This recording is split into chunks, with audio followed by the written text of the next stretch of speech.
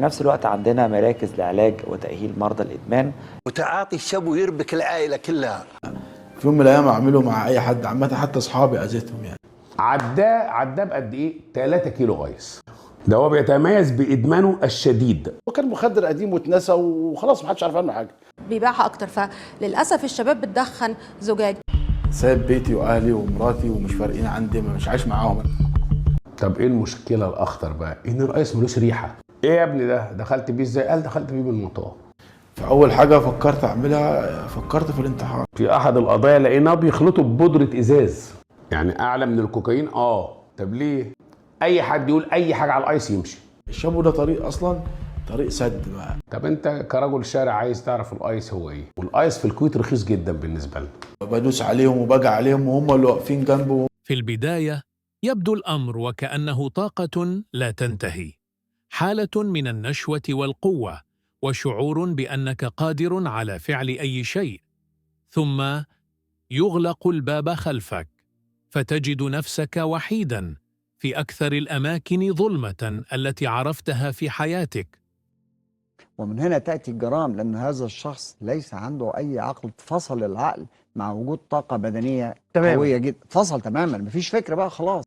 لا، هذا الشخص بيستمر كده لفتره بيفصل الدماغ تماما، مش موجودة. اه فأصبح عندك إنسان بلا رأس وقوة بدنية غير عادية وطاقة بيفرغها في اللي قدامه. قد يفرغها في نفسه فينط من الدور الرابع ولا الخامس، وقد يفرغها في اللي قدامه انه يقتله. ان بعد 2011 دخل دكتور عراقي الجنسيه واستقطب هذا الرجل ذو المنصب الحساس، والراجل ده ساعده في حاجات كتيره مخالفه للقانون، منها تصنيع الايس. وفوجئنا وهي من اشهر واحلى القضايا اللي عملتها الاداره، وعملت رد فعل خطير جدا جدا في سوق الايس. الراجل ده الى الان محبوس، هو والشخصيه اللي في المنصب ده. اللي اكتشفنا ان الراجل ده بقاله مثلا 2-3 بيصنع ايس في البلد، وعنده مصنع مش عارف في اسكندريه، وطبعا مصانع بدائيه يعني، معامل. لكن كانت اولا ان البلد دي مفيش حد فيها فوق القانون، لان الراجل ده اتاكل بقوه ونال جزاء رادع، لان هو منصبه يديله حكم مضاعف. والدكتور العراقي طبعا ما زالوا في السجن حاليا، لكنه من اشهر من ادخل صناعه المخدر ده في البلد، وادى سر الصناعه لاكثر من حد يعني. ومن هنا تأتي الجرائم، لأن هذا الشخص ليس عنده أي عقل. فصل العقل مع وجود طاقة بدنية قوية جدا، فصل تماما، مفيش فكرة بقى خلاص. لا، هذا الشخص بيستمر كده لفتره بيفصل الدماغ تماما، مش موجودة. اه فأصبح عندك إنسان بلا رأس وقوة بدنية غير عادية وطاقة بيفرغها في اللي قدامه. قد يفرغها في نفسه فينط من الدور الرابع ولا الخامس، وقد يفرغها في اللي قدامه انه يقتله. عشان كده بنلاقي ناس كتير جدا بترتكب جرائم وهم تحت تأثير هذا المخدر. هو لا يقصد ارتكاب الجريمة، لكن يقصد تفريغ الطاقة الجسدية القوية اللي عنده، اللي هو لا يملك القدرة على السيطرة عليها، والنتيجة بتكون كارثية بعد كده. طيب ده مخدر بينقر على الباب، نسيبه، لان هو الطبقه بتاعته نادره قوي، ويعني مش عارفين حتى نحصره. طب بيخش منين ده؟ ممكن 10 جرام داخلين مع عيل في المطار، مش هيفرق. أول ما ظهر مخدر الشابو كان غالي، وكان بيقتصر فقط على الطبقة اللي معاها فلوس من الناس. ولكن دلوقتي ومع انخفاض السعر بتاعه ابتدى يبقى المخدر بتاع الشوارع، من كتر ما هو منتشر، ومن كتر ما هو سهل الحصول عليه، ومن كتر ما هو السعر بتاعه ما بقاش غالي زي زمان. ولا انت هتبطل يعني هتبطل. ايوه هتبطل بقى، يا تحبس وتموت نظيف يا تموت في الشارع منتحر. في القاموس الطبي يعرف باسم الميثامفيتامين، وهو مادة مخدرة شديدة التأثير تنتمي إلى فئة المنشطات، لكن في الشوارع يعرفه الشباب بأسماء عديدة: الشب في السعودية ودول الخليج، والأيس أو الكريستال، ميث في أجزاء واسعة من الشرق الأوسط، والتيز في بعض المناطق.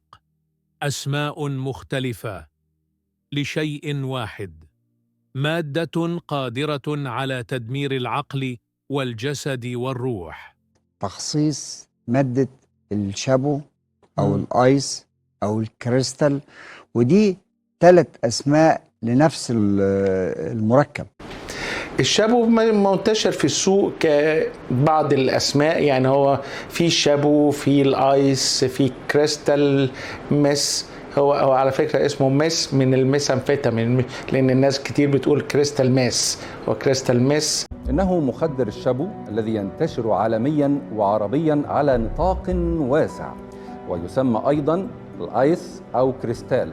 الايس هو الاسم الجديد بتاع الشابو، وله اسم تاني اسمه الكريستال ميس. هو شبه الكريستال كده او الازاز، والاسم العلمي له هو ميثامفيتامين، والاسم الدارج بتاعه في السوق هو الشابو. وطبعا كل شويه بيطلع له اسم جديد، فالناس تفتكر ان هو مخدر جديد، لكن هو في الاساس مخدر الشابو. فالناس اللي عارفه او عندها فكره عن الشابو فهو ده مخدر الايس. يعني الشادو شابو وايس وكريستال دول حاجه واحده، أسامي تجارية بيطلقها التجار لسهولة تداولها بين الشباب. الدوبامين، ذلك الناقل العصبي المسؤول عن الشعور بالمكافأة والرضا والدافع. في الظروف الطبيعية يفرز الدماغ كميات معتدلة منه عند تناول الطعام أو تحقيق هدف أو الشعور بالحب. أما الكريستال ميث فيدفع الدماغ إلى إطلاق كميات هائلة من الدوبامين بشكل مفاجئ، كما يعيق إعادة امتصاصه، والنتيجة هي شعور بالنشوة يفوق بكثير ما يمكن أن تمنحه التجارب الطبيعية في الحياة. وهنا تبدأ المصيدة. وطالما الدوبامين موجود في القصة يبقى اتأكد ان في ادمان مرتبط بيه. بيفضل صاحب بيدمر الجهاز العصبي تماما، فبنشوف هو فعلا بيدمر الجهاز العصبي. الميثامفيتامين من المواد اللي مباشرة بتتوجه ناحية الجهاز العصبي المركزي، بتخلي المخ يطلع فيضان من النواقل العصبية اللي طبعا أهمهم الدوبامين. في دراسات تصوير بالمخ بيلاحظوا إن الميثامفيتامين بيزود إفراز الدوبامين في مناطق غنية بالدوبامين. زائد إن هو ما بياكلش، لأنه بيفقد الشهية تماما، بيشرب سجاير كتير جدا، وبقى يشتم أبوه ويشتم أمه ويتخانق معاهم وحاجات غير معتاد عليها مع أسرته. أولا بتنبه الجهاز العصبي تنبيه غير عادي. الشابو أيضا يلعب في الجهاز العصبي، يعني الإنسان بدل ما يعصب 10% يصير 50-60%، يعني يصير مضاعف. لكن مشكلة إدمانه إن هو بيدمر لك جهازك العصبي بالكامل. بيمثل إن هو واخد شابو والشرطة راحت قبضت عليه. هذا المخدر يا جماعة مخدر محفز، لكن مشكلة إدمانه إن هو بيدمر لك جهازك العصبي بالكامل لدرجة ممكن توصل للاكتئاب والانتحار. الحاجة التانية إن هو بيقتل الخلايا العصبية بتاعة الجهاز العصبي، بيقتلها وما بترجعش تاني. أولا هو بينشط الجهاز العصبي لدرجة إن الولد هيقعد له 3-4 أيام مش عارف ينام. تبدأ القصة في عام 1893 عندما نجح الكيميائي الياباني ناغايوشي في تصنيع الميثامفيتامين لأول مرة من الإفيدرين المستخلص من نبات الإفيدرا. وبعد ذلك بسنوات، وتحديداً في عام 1919، أنتج المركب في صورته البلورية الأكثر نقاءً. لكن التحول الأكبر جاء خلال الحرب العالمية الثانية، حين استخدم الميثامفيتامين على نطاق واسع في الجيوش الألمانية واليابانية والأمريكية لإبقاء الجنود مستيقظين ومتيقظين لساعات طويلة في ساحات القتال. لم يكن ينظر إليه آنذاك كمخدر مدمر، بل كأداة عسكرية تمنح الطاقة وتؤخر الإرهاق. مخدر الشابو من أخطر المخدرات اللي عدت على تاريخ البشرية. طيب إزاي بقى انتشر من سنة 1893 وانتشر في جميع أنحاء العالم؟ وخلي بالكم هو مش مشكلة على مصر بس، هي مشكلة على كل دول العالم. في الحقيقه الميثامفيتامين ليه تاريخ طويل ومثير جدا، هو مش اختراع جديد، ظهر لاول مره سنه 1893. اليابان لما تم تصنيعه لاول مره بواسطه الكيميائي ناغايوشي ناغاي. في البدايه الميثامفيتامين كان بيتصنع لاستخدامات طبيه مشروعه. في الثلاثينات مثلا استخدموا النسخه الاوليه من الميثامفيتامين لعلاج حالات معينه زي الاكتئاب والسمنه، وده لانه كان بيدي الناس طاقه كبيره جدا، بيقلل الشهيه. كمان في فتره الحرب العالميه الثانيه كان الميث بيستخدم بين الجنود من الجانبين علشان يحسسهم باليقظه ويخليهم فايقين اكتر، قوتهم تزيد في ساحه المعركه. في فتره الخمسينات والستينات الميثامفيتامين بدا ينتشر بين الناس، وخاصه العمال اللي كان بيحتاجوا يفضلوا صاحيين لفترات طويله زي السواقين مثلا. وقتها كان بيتباع بروشيت عادي كدواء لزياده التركيز وتقليل الشهيه، لكن مع الوقت بدا الناس يسيئوا استخدامه وبدات مشاكل الادمان تظهر بوضوح. جينا في السبعينات الحكومه الامريكيه بدات تدرك خطوره الميثامفيتامين وبدات تمنع استخدامه من غير روشته طبيه، ولكن المشكله كانت اكبر من كده. الناس اصلا كان بدات تصنعه بطريقه غير قانونيه وبدا ينتشر في الشوارع بشكل ملحوظ وبزياده عن الاول. في الثمانينات والتسعينات الميثامفيتامين كان خلاص تحول لمشكله اجتماعيه وصحيه كبيره في الولايات المتحده وبدا ينتشر بشكل اكبر بالذات في المناطق الريفيه. وفي التسعينات انتشر استخدام الميثامفيتامين في مناطق تانية في العالم واصبح اخطر مخدرات الناس بتستخدمها. في اخر 20 سنه الميثامفيتامين انتشر بشكل اكبر وظهرت معامل تحت بير السلم، ودي معامل غير قانونيه في مناطق مختلفه زي امريكا اللاتينيه واوروبا واسيا. واللي زود المشكله ان التكنولوجيا المتطوره سهلت من تصنيع الميث، وده زود من انتشاره. الحكومات في مختلف انحاء العالم تواجه تحديات كبيره في التصدي تجاره وانتاج الميثامفيتامين. التاريخ الطويل بتاع الميثامفيتامين بيوضح انه مش مخدر حديث الولاده، ده موجود من زمان واتطور على مدار السنين من دواء طبي لواحد من اخطر المخدرات على الاطلاق. في الحرب العالميه الثانيه كان الطيارين بيستخدموا ماده مصنعه الهدف منها ان هي تخليهم فايقين وصاحيين اثناء مهامهم لاطول فتره ممكنه. فالجنود الامريكان واليابانيين والالمان كانوا بيستخدموها مش عشان بس يفضلوا مركزين، لا ده كمان عشان يزود عندهم الرغبه في الاقدام على المخاطر. والحقيقه ان الجنود الالمان النازيين كانوا اكتر جنود استخدموها. في الفتره ما بين ابريل ويوليو سنه 1940 استخدم الجنود هنا اكتر من 35 مليون حبايه من الماده دي، وده ممكن يفسر الجرائم البشعه وعقليه ان احنا فوق وما عندناش جند ضعيف. مخدر الشابو ده بيتكون من مادة اسمها ميثامفيتامين، ودي تعتبر من المحفزات القوية جدا للجهاز العصبي المركزي، وبيتم خلطه بمادة تانية اسمها سودو إفيدرين. وعلشان هو يعتبر منبه قوي جدا للجهاز العصبي المركزي فاللي بياخده ما بينامش بالأيام، علشان كده استعملوه مع الجنود في الحرب العالمية التانية علشان يفضلوا فايقين كده ومصحصحين وعندهم طاقة.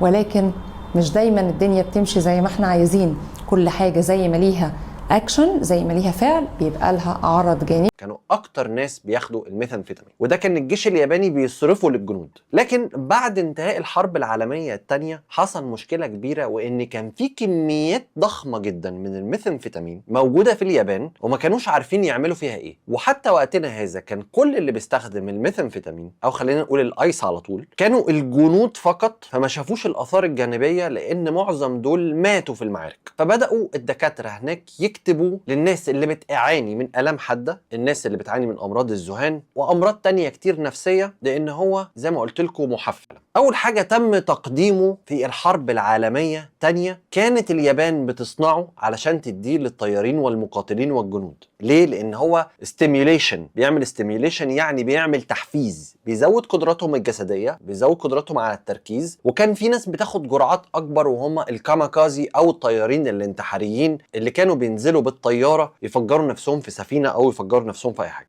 ليش الشابو بالذات؟ الشابو ترى في حبوب مقاربة يعني للشابو وهي تعطي نفس المفعول.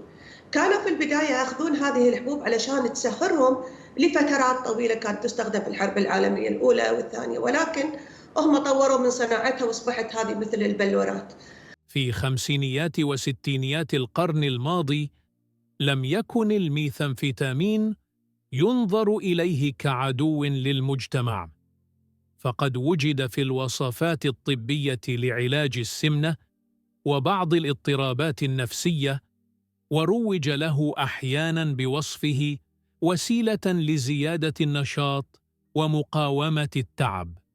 لكن الصورة بدأت تتغير مع ظهور موجات متزايدة من الإدمان وسوء الاستخدام، وسريعاً ما أدرك العالم الثمن الحقيقي لهذه المادة، وبحلول السبعينيات أصبحت خاضعة لرقابة صارمة في العديد من الدول، بعد أن تحولت من دواء واعد إلى أحد أخطر المخدرات المنبهة المعروفة.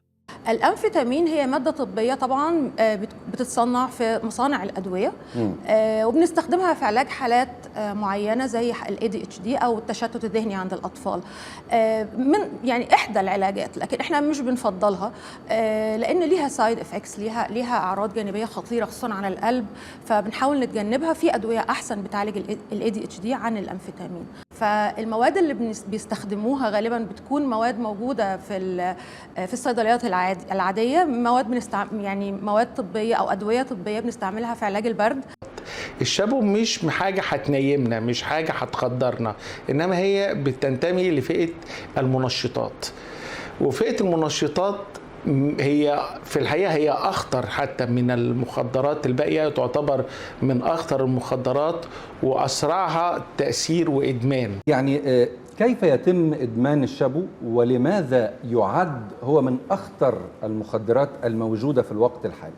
مخدر الشابو واحد من أخطر وأقوى صور الإدمان في دول مثل مصر والسودان والكويت، فضلا عن اليمن والأردن وغيرها من الدول العربية. ثقة، قوة، جرأة، كل شيء نقص فعليا بكون عند الواحد بتملي له اياه فول على الإز. وصلنا بقى بعد ما خلصنا الحرب العالمية لمرحلة الستينات والسبعينات، وبدأت صناعة الميثامفيتامين تنتشر في دولة المكسيك، وبدأت تغرق الأسواق الأمريكية بالكامل، لدرجة إنه كان رخيص جدا. وبدل ما هو كان منتشر للتسلية فقط في الحفلات اللي كانت بتتعمل في الستينات والسبعينات من الهيبز والفرق الموسيقية والفنانين اللي كانوا بيتعاطوا الميثامفيتامين عشان يقدروا يركزوا ويفضلوا حفلات لمدة طويلة جدا، غرق الشارع وانتشر إلى عامة الشعب. وبدأت أزمة كبيرة جدا لغاية ما جه الرئيس نيكسون وأعلن الحرب على المخدرات، وبدأت صناعة المخدرات ترجع تاني إلى المكسيك. تتعدد طرق تعاطي الكريستال ميث بالتدخين أو الحقن أو الاستنشاق عبر الأنف أو ابتلاع الحبوب، ولكل طريقة سرعة مختلفة في إيصال المادة إلى الدماغ، وبالتالي اختلاف في شدة التأثير وبداية مفعوله. في الساعات الأولى من التعاطي قد يشعر المستخدم بنشوة وسعادة شديدتين، طاقة جسدية هائلة، ثقة مفرطة بالنفس، تراجع الحاجة إلى النوم والطعام، إحساس زائف بزيادة التركيز والقدرات الذهنية. تكمن المشكلة في أن هذه التأثيرات قد تبدأ خلال دقائق وتستمر لساعات طويلة قد تصل إلى 12 ساعة، وخلال تلك الفترة يخدع الكريستال ميث الدماغ، يهمس له برسالة واحدة: هذا هو الشعور الحقيقي، أما ما عداه فليس حياة. مادة الشابو بتغير الشخصية، فأنا بوصل للانتحار أو بوصل للقتل لأن في ثقة بالنفس غير طبيعية حصلت. هو بيتخيل أن عنده قدرات خارقة معينة فيقدر يعمل أي حاجة. أغلب الطرق في التعاطي بتبقى عبارة عن شيشة إزاز صغيرة كده، إزاز صغيرة كده، ويشرب منها هذه المادة. ولذلك فوجئنا بارتفاع بقى معدلات تعاطيه بترتفع، ومعدلات تأثيره على حوادث الطرق بتظهر. بس المشكلة ان المس بيستهلك المخزون الطبيعي للدوبامين في المخ وبسرعة، وده اللي بيخلي الشخص يحس بالاكتئاب والحزن الشديد بعد ما تأثير المخدر يروح، وده اللي بيخليه ياخد تاني وياخد جرعات اكبر واكبر علشان يعوض الاحساس. او من اول دوز، من اول جرعة بتسبب نوع من انواع الهلوسة، بتدي شعور مؤقت بالسعادة، بتدي شعور مؤقت بالثقة في النفس، يعني بتخليه حاسس ان هو ممكن يعمل اي حاجة. لكن ما وراء النشوة؟ ما الذي يفعله الكريستال ميث بالجسم فعلا؟ فلازم عشان ما اخسش ولا حاجة، فكنت لازم اخد الشو ده. وصلت للحظة يأس، يعني مش عارف ان انا شايف ان ماليش تبطيل ولا عارف اضرب، مش عارف ابطل. هنا الشخص هيجي له اولا دقات قلبه هتزيد جدا، الضغط بتاعه بيعلى. لو عنده مشكله في القلب قلبه هيتوقف. لو عنده شريان ضعيف او وريد ضعيف هيحصل نزيف داخلي.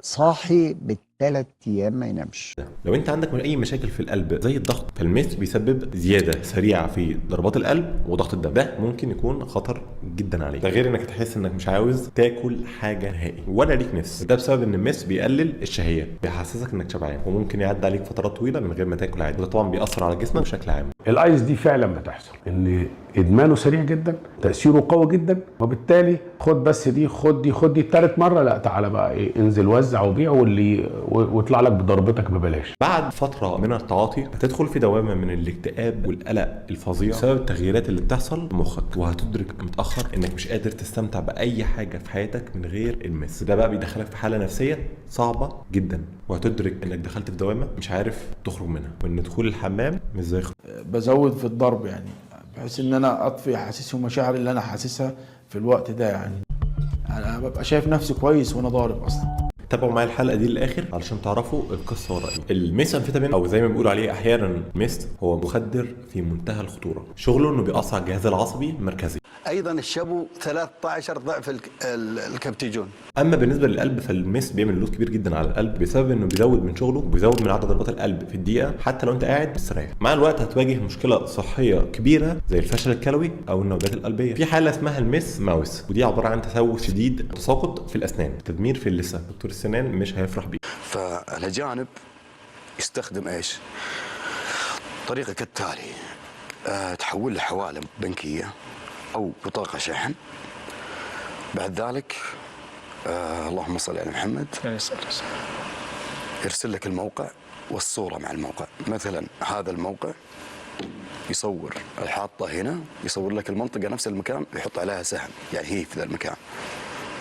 خلاص انت تروح المكان وتناظر الصوره وتعرف ان ذا المكان. هذا الموقع اللي يرسل لي اياه والصوره، انا كنت بعيد عنه، ما كنت قريب، وارسلت لاحد من اصحابي، قلت له هذا صاحب كان يتعاطى معي وكنا ساكنين في شقه واحده. ارسلت له الموقع، راح للموقع، كلمني قال لي ما حصلت شيء في الموقع. انا ساعتها مدرك انه هو حصل الماده، لكن اعرف احنا مدمنين الماده هذه، نحب انفسنا ونحب الماده اكثر، يمكن نخون بعضنا في اشياء كثيره. فانا من زعل تسرعت وغضبت، تحولت الى شخص ثاني من الزعل، من الضيق. مشيت بسرعه عاليه بالسياره، لدرجه ما كنت ادري عن الناس، كنت بوصل الموقع اللي هي شقه باسرع وقت ممكن. بس لف علي في احد الحواري سائق اجنبي، وقفت قدامه، نزلت وضربت ضرب مبرح. الحين انا الحمد لله ان الله تاب علي، بس ندمان على هذا كله. بس في لحظه تعاطي، في لحظه يعني ماده شابو، ما هي زي اي ماده. يبدأ الانهيار بصمت. كيلوغرامات تتلاشى من الوزن، أسنان تتآكل وتتساقط، جروح لا تلتئم بسهولة، ووجه يشيب قبل أوانه. شيئا فشيئا يتحول الجسد إلى ساحة معركة، يضعف جهاز المناعة، وتتراجع قدرة الجسم على التعافي.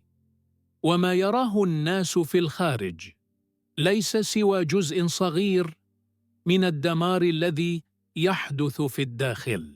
فقدان الشهية ونزول الوزن اللي بيتبعها، والمشاكل الصحية الكتير اللي بتدمر أجهزة كتير في الجسم، من أول الدماغ لحد الكلى. الآخر بيبهدل أجهزة الجسم كاملة ومش بيسيب حاجة على حالها. يمكن الشابو نزل في الفترة الأخيرة وانتشر أكتر ما بين الشباب. هو بيدينا في الأول هيدي نوع من التنشيط والثقة في النفس، وانا بعضهم بيستعملها كتنشيط جنسي حتى. بس مع الوقت الحاجات دي كلها بتنقص. ليه بتنقص؟ احنا لو تخيلنا ان احنا جبنا حصان وقعدنا نكربجه هيجري كتير قوي، انما هيجي في وقت هيجهد ومش هيقدر يجري خالص. هو ده اللي احنا بنعمله مع تأثير المنشطات على خلايا الجسم. احنا بنكربجها، ده بالبلدي كده، بتتكربج لغايه ما تفرز كتير جدا بكميه كبيره، بس بتجهد في الاخر وما تقدرش تفرز حاجه. وعلى فكره مخدر الشابو من المخدرات اللي بتتعرف جدا من شكل الاسنان بتاع الشخص اللي بيتعاطاها. في عده علامات لمتعاطي الشابو او متعاطي اي ماده منشطه، انه يعني ممكن يجلس عده ايام ما ينام. متعاطي الشابو في الغالب ما يجلس في البيت، مثل ما قال اخوي مشعل. التحول هذا بين متعاطين الشابو يكون جوهم يعني اذا كانوا يعرفون بعض ما يصير اي خلافات او شيء. الماده اهم شيء تكون موجوده. اذا انقطعت الماده او هلك الشخص، يعني تعب في اليوم الخامس الرابع السادس، بعضهم يوصل ايام اكثر، خلاص ينام. طبعا سهل قوي انك تقدر تعرف شكل المدمن، لان ليها اعراض فيتشرز بتظهر على شكله، منها ان اتساع في حدقه العين غير طبيعي، تسارع في ضربات القلب، عرق، نزول وزن، لانه هي بتعمل سبريشن للابيتايت، ما بياكلوش، فنزول وزن، فقد للشهيه بيبان. بتعمل كمان لان المواد المستخدمه حارقه، فهتلاقي ان جلدهم خصوصا لانه بيدخنوها او بيستنشقوها، فهتلاقي ان بشره الوجه حصل فيها تشوه، تآكل في الاسنان وتغيير في لون الاسنان بصوره مش طبيعيه. يعني ما تقدرش تقول ان هو عنده تسوس، لا، انت هتحس ان الشخص اللي قدامك مش طبيعي. هتلاقي انه في علامات في جسده زي هرش او يعني علامات حكات، لانه بتدي كمان شعور ان في حشرات بتمشي تحت الجلد. كثيرا ما يتساءل الناس: لماذا لا يتوقف ببساطة، غير ان الاجابة اعقد واعمق مما تبدو عليه. هل علاج ادمان الشابو وهذه المواد او الكريستال او الايس ممكن، وكيف يبدأ؟ اللي يسمعونا اليوم، العلاج من الشابو ممكن وسهل ولا صعب؟ والله ممكن وصعب، في كلا الحالتين جائز انك تقول. يجب على الحكومات ان تتبنى هذا الامر، اولا مكافحه طبعا دخول الشابو او هذه المواد، وثانيا تتولى امر علاج المدمنين. علاج المدمن عباره عن 3 مراحل. المرحله الاولانيه وهي طرد المخدر من الجسم. اما عن العلاج فهقول لحضرتك ان موضوع ان انت تتعالج من مخدر الشابو ده يعتبر شبه مستحيل. فمن الاول ما تجازفش اصلا ان انت تدخل التجربه، لان التجربه اللي بتتدخل دي تمنها حياتك او حياه المحيطين بيك. مخدر الشابو الاشخاص اللي اخر مره سرقتهم هن اللي عرضوا علاجك. قد ايه حلو تكاليف العلاج، كل التكاليف تحت عينيه. وده ياخد وقت علاجه قد ايه يا فندم؟ العلاج جزئين، جزء عضوي اللي هو والجزء النفسي نظبط الجسم بتاعه، ودي ما بتاخدش مننا 3-4 ايام. والجزء السايكوثيرابي بقى انك انت تبتدي تلعب على دماغه وتلعب على البيهيفير بتاعه اللي هي التصرفات بتاعته، وتبتدي تعمل له نوع من انواع التأهيل، بما فيه انك تأهله لمخاطر. شوف انت كنت فين، شوف بقيت فين، شوف كنت هتبقى ايه، وشوف دلوقتي بقيت عامل ازاي، وكان هيجرى لك ايه. الخطوات الأساسية للعلاج والتعافي من إدمان المس. أول خطوة في العلاج هي إن الشخص يعترف إنه مدمن. دي خطوة صعبة بس ضرورية، لأن بدون الاعتراف بالإدمان مفيش أي علاج هيبقى فعال. تاني خطوة ألا وهي التخلص من السموم أو فيما يعرف به الديتوكس، ودي عملية تنظيف الجسم من المس. دي بتكون مرحلة صعبة لأن الجسم يكون معتمد على المخدر بشكل كبير، وعشان كده الشخص بيواجه أعراض انسحاب قوية زي الاكتئاب والقلق والإرهاق الشديد. عملية التخلص من السموم دي لازم تكون تحت إشراف طبي علشان يتأكدوا ان الشخص بيعدي المرحلة دي بأمان من غير ما يأذي نفسه او يأذي حد حواليه. كمان عشان الدكاترة ممكن يستخدموا أدوية معينة علشان يخففوا من أعراض الانسحاب. الأدوية دي ممكن تشمل مضادات الاكتئاب علشان يساعدوا في تقليل الشعور الاكتئاب والقلق اللي الشخص بيحس بيه. أدوية تساعد على النوم علشان يعالجوا الأرق ويحسنوا جودة النوم. مسكنات عشان يقللوا الألم الجسدي اللي الشخص بيواجهه. بعد المرحلة دي بيبدأ العلاج النفسي والسلوكي. هنا الشخص بيتعلم ازاي يتعامل مع الرغبة تعاطي المس تاني، وبيكتسب يكتسب بقى مهارات جديده علشان يتعلم تاني ازاي يعيش حياته طبيعي من غير المس. بعد كده يجي خطوه الانضمام لجماعات الدعم زي ناركوتكس انونيمس. هنا الشخص بيقدر يحكي تجربته ويسمع من ناس تانية اقدم منه عدى عليهم نفس اللي بيعديه حاليا، فكل شخص بيحس انه مش لوحده وان الناس اللي في الجروب ده فاهمينه وحاسين هو حاسس بيه لانهم عدوا بالتجربه دي قبل كده ومعظمهم ادمنوا زمان سواء كان مس او غيره. كمان في مراكز اللي هي اعاده التاهيل ريهاب سنترز. المراكز دي بتوفر كل انواع العلاج والدعم اللي الشخص ممكن يحتاجه علشان يبتدي حياه جديده من غير ادمان المس. خلاصه يا صديقي ان التعافي من ادمان الميثامفيتامين رحله طويله وصعبه، بس هي مش مستحيل. بالاراده والدعم والعلاج المظبوط اي حد ممكن يتغلب على الادمان ويبتدي حياه جديده. دائما الاهل تخاف او المدمنين يعني يكون عندهم رده فعل من اول فتره اللي هي الديتوكس اللي هو تخلص الجسم من السموم. هي بالنسبه لنا، انا بالنسبه لي هي يعني يمكن اسهل مرحله. مثلا مدمن الشابو ترى هو ما يعاني من الام يعني اعراض انسحابيه. مدمن الشابو الاعراض الانسحابيه راح تكون نوم، ممكن ينام له 3-4 ايام، يصحى ياكل ويرجع ينام، فما في اي الم. باقي المواد المخدره ممكن مسكنات، احنا بس يعني اول فتره اللي هو الديتوكس تنظيف الجسم من السموم، ثاني فتره بعدين يصير تاهيل وبعدين يصير في تغيير سلوك، وبعدين يمكن حتى في منهم يعني في اذا نتكلم عن مدمنين الشابو يمكن اكثرهم يحتاجون علاجات مضاده للذهان. حصل طفره كبيره جدا في مجال العلاج والتاهيل. احنا كنا في 2014 12 مركز علاجي، احنا دلوقتي وصلنا ل 28 مركز علاجي. نعم اكيد اي مدمن هو له علاج، ولكن ساعات احنا نقول مدمن الشابو لانه يعاني من اعراض ذهانيه، فاحنا راح نشتغل بشقين، هو شق علاج الادمان والشق النفسي، ولكن كل الحالات اكيد تحتاج علاج اذا التزموا بالشروط ما بعد خروجهم من المصح. هذا هو جوهر الإدمان، لا يقدم عليه الإنسان بدافع حب التدمير، بل لأن الدماغ يبدأ في إعادة برمجة الإحساس بالراحة، فيصبح مقتنعاً بأن النجاة مرتبطة به. ضمنها إدمان الشابو، ودنا نوصل لمرحلة الشابو ونحكيها.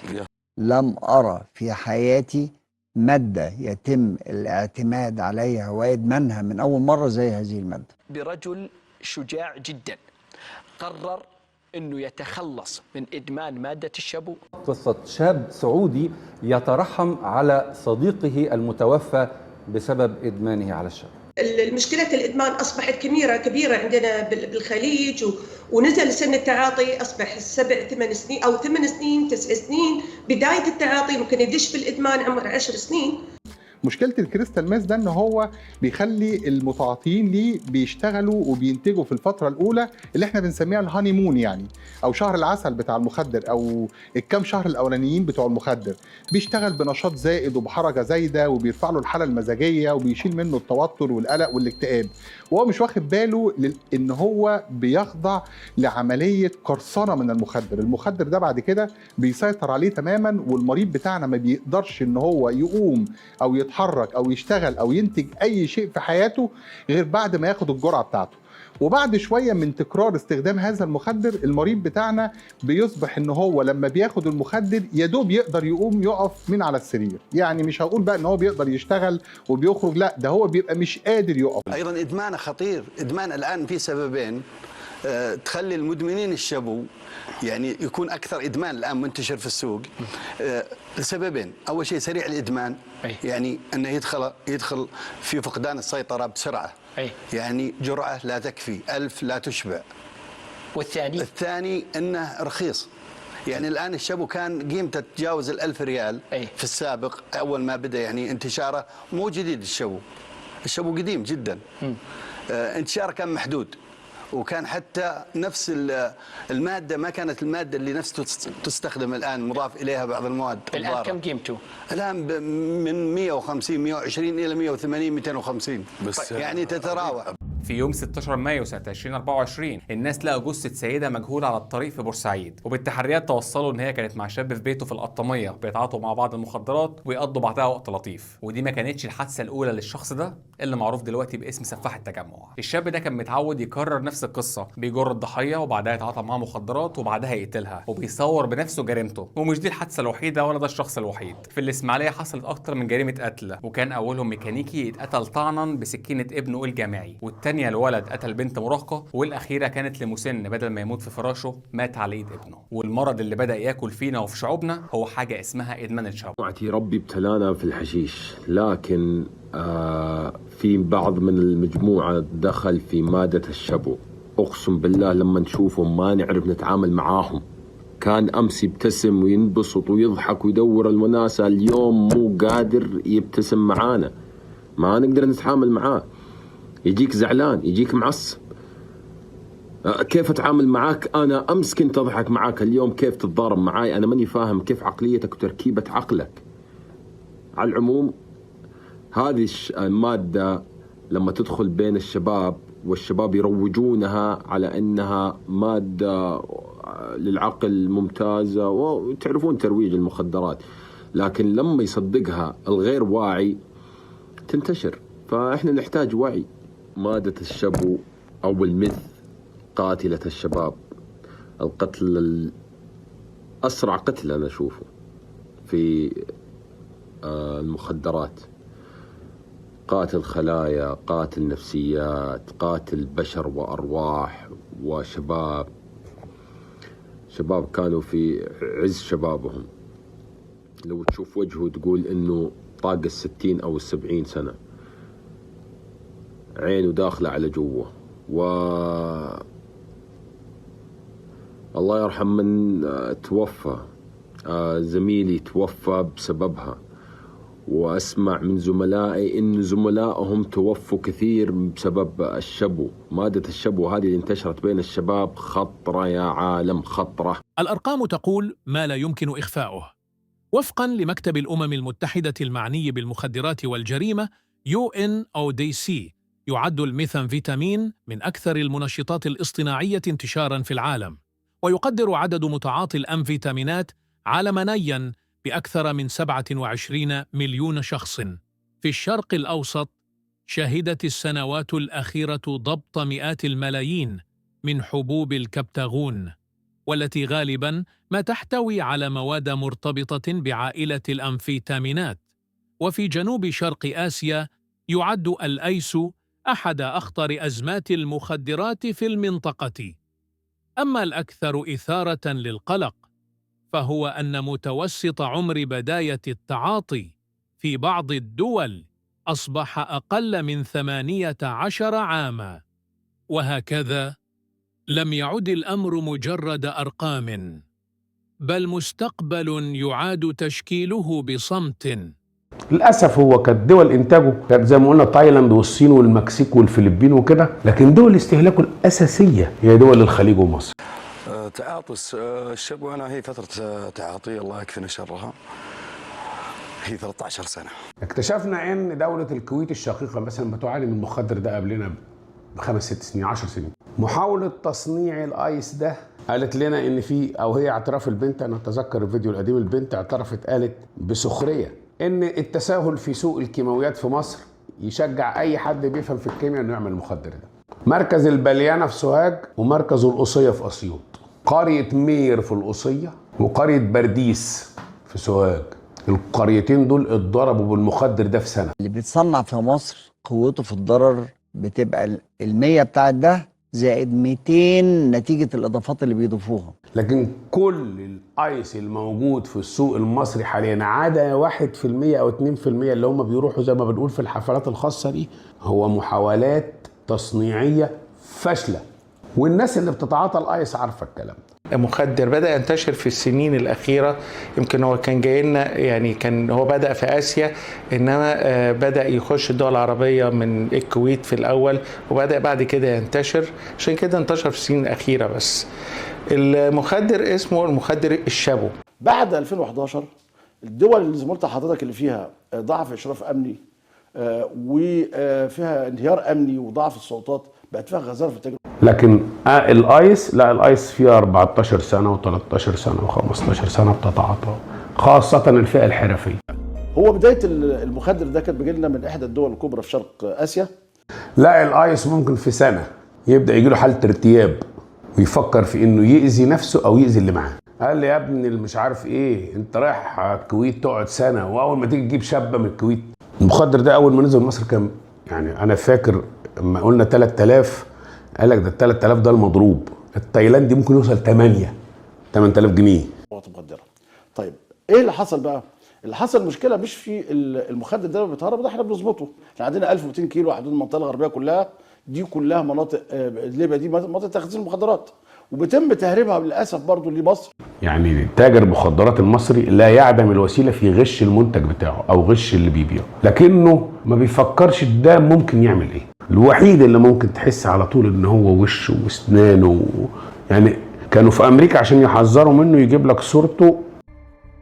بدأت المخدرات وانا سن صغير يعني، وكنت بهرب من المدرسه وكنت بضم مع الناس اللي هي مش كويسه في المدرسه ومش اللي هي مش جايه تتعلم اصلا.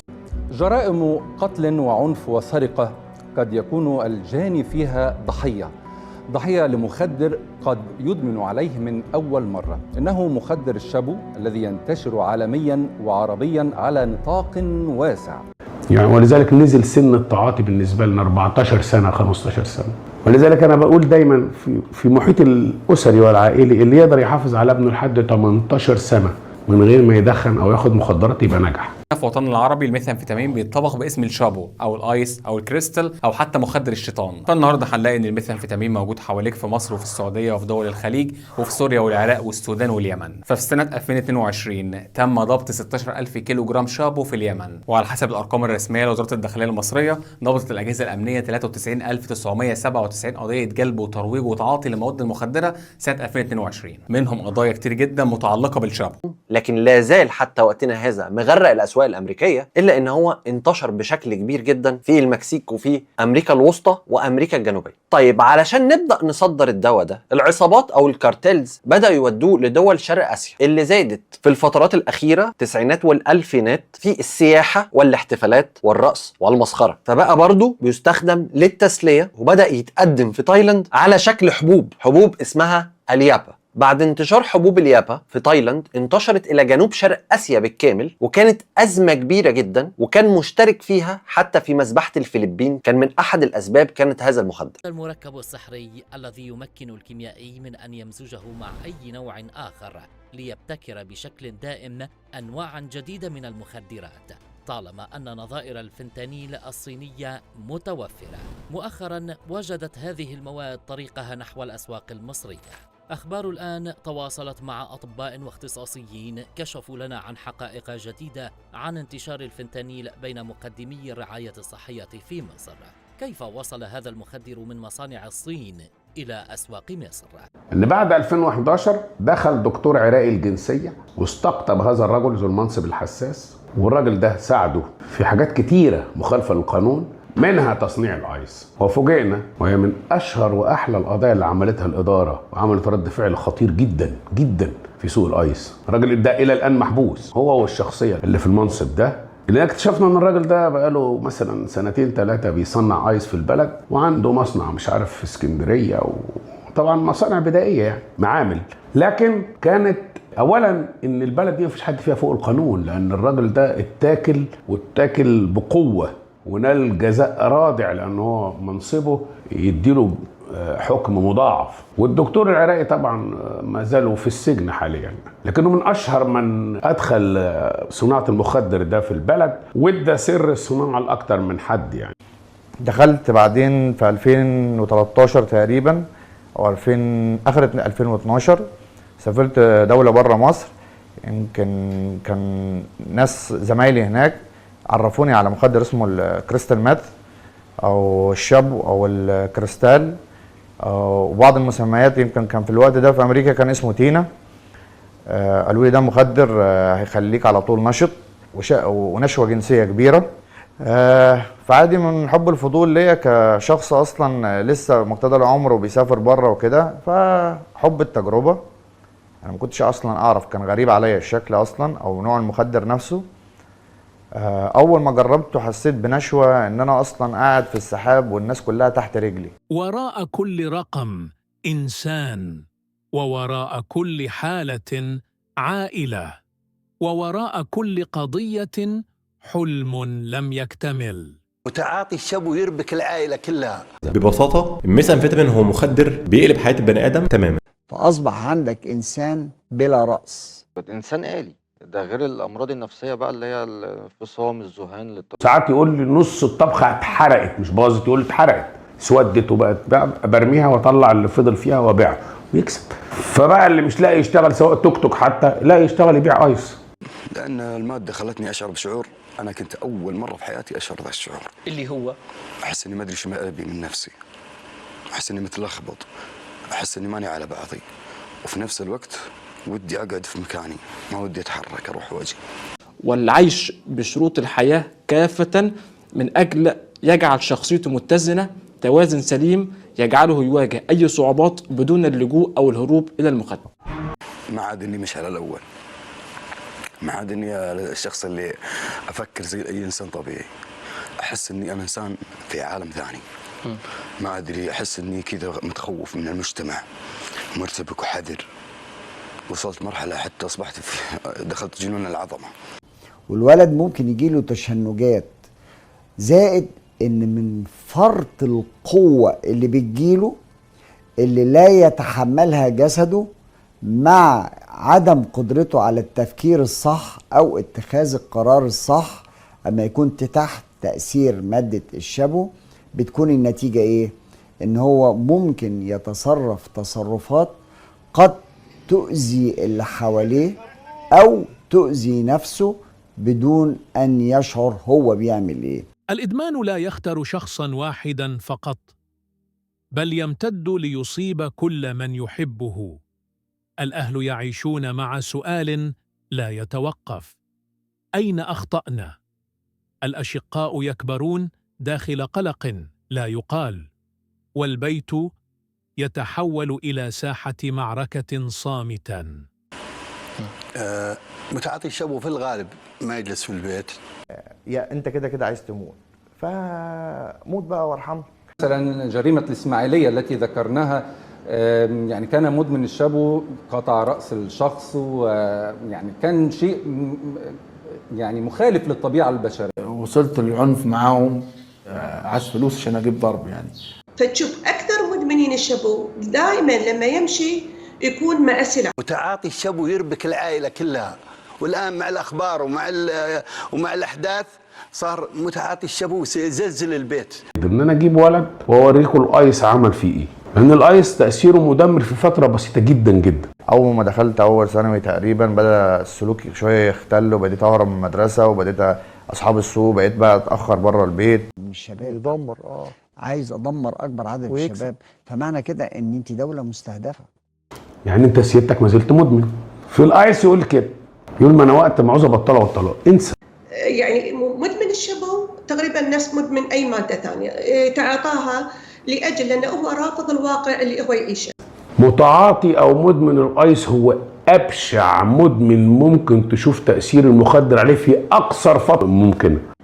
سبب ادمانه ارجع واقول اكثر المدمنين عندهم مشكله عن نفسهم، فيروحون يلجؤون للمخدرات. يعني كنت ازعل جدا من مدمن الهيروين اللي يجي يقول لي ايه انا حبطت وقت ما عاوز ابطل ده انا قعدت 3 شهور بطلت، ده انا قعدت 6 شهور والله وبطلت. ما هو ماشي، وبعدين عرفت ان انا خلاص انا بقيت مدمن دلوقتي، مش عارف ان انا احل لوحدي، فلازم اجي مكان يساعدني ويقف معايا. لانك انت اصلا ما عاد يكفيك الجرعه الاولى زي النفس الواحد يصير نفسين، النفسين مع الوقت تصير 3 4 5، وصلت مرحله اخلص لي جرام في يوم واحد. بخبرته الكبيرة يرى الدكتور نبيل عبد المقصود خبير السموم بكلية طب قصر العيني أن المدمن مريض وليس مجرما، محذرا من خطورة الشابو لأنه يدمر الجهاز العصبي والمخ. الجرائم اللي ترتكب، شنو سبب الجرائم؟ ليش المدمن الشابو يرتكب الجريمة؟ لأنه هو تصير عنده أفكار، تصير عنده أعراض ذهنية مو صحيحة، هو يتخيل أشياء مو صحيحة. أيضا المدمن يعاني بعد فترة من حالة اكتئاب شديد، ممكن تؤدي إلى الانتحار. حالة الاكتئاب هذه لأنه هو يتخيل أشياء لما ينقلها للي حواليه هم ما يصدقونه، فيبدأ هني يزيد عنده توتر، يبدأ هني يزيد عنده الاكتئاب إنه ما حد مصدقه لأنه هو عايش في عالم آخر. فتشوف أكثر مدمنين الشابو دائما لما يمشي يكون مع سلاح، يعني سواء سلاح أبيض أو سلاح مسدس أو أي نوع من أنواع الأسلحة دفاعا عن نفسه، لأنه هو دائما يعتقد أن الناس تراقبه، دائما يعتقد أن في الشرطة تلاحقه، دائما يشك باللي حواليه، يشك في أمه، يشك في أخته، يشك في زوجته، ممكن حتى يشك حتى في جدته المرأة الكبيرة ممكن يشك فيها. هذه نتيجة الأعراض الذهانية اللي يعاني منها المدمن. خلافا لما يعتقد، التعافي ممكن، لكنه ليس مجرد التوقف عن تعاطي المادة، بل عملية إعادة بناء كاملة للدماغ، للنفس، وللحياة كما نعرفها.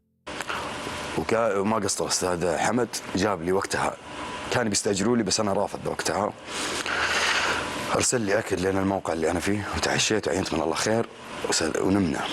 صباحنا الصباح دق علي أستاذ حمد قال لي توجه لي، قابلته وأبد وقفت معاه، ووقتها كان في إجراءات واضطريت إني نكمل بكرة عشان التنويم، فبرضه صملت ما رحت تركتهم، قعدت برضه في السيارة نمت لين اليوم الثاني، برضه ما قصروا، عشاء وغداء وكل شيء جابوا لي اياه. كانوا بيستاجروا لي، قلت لا بنام جنب المستشفى، ماني رايح بعيد. قاعد جنب المستشفى لين اليوم الثاني ودخلوني الحمد لله.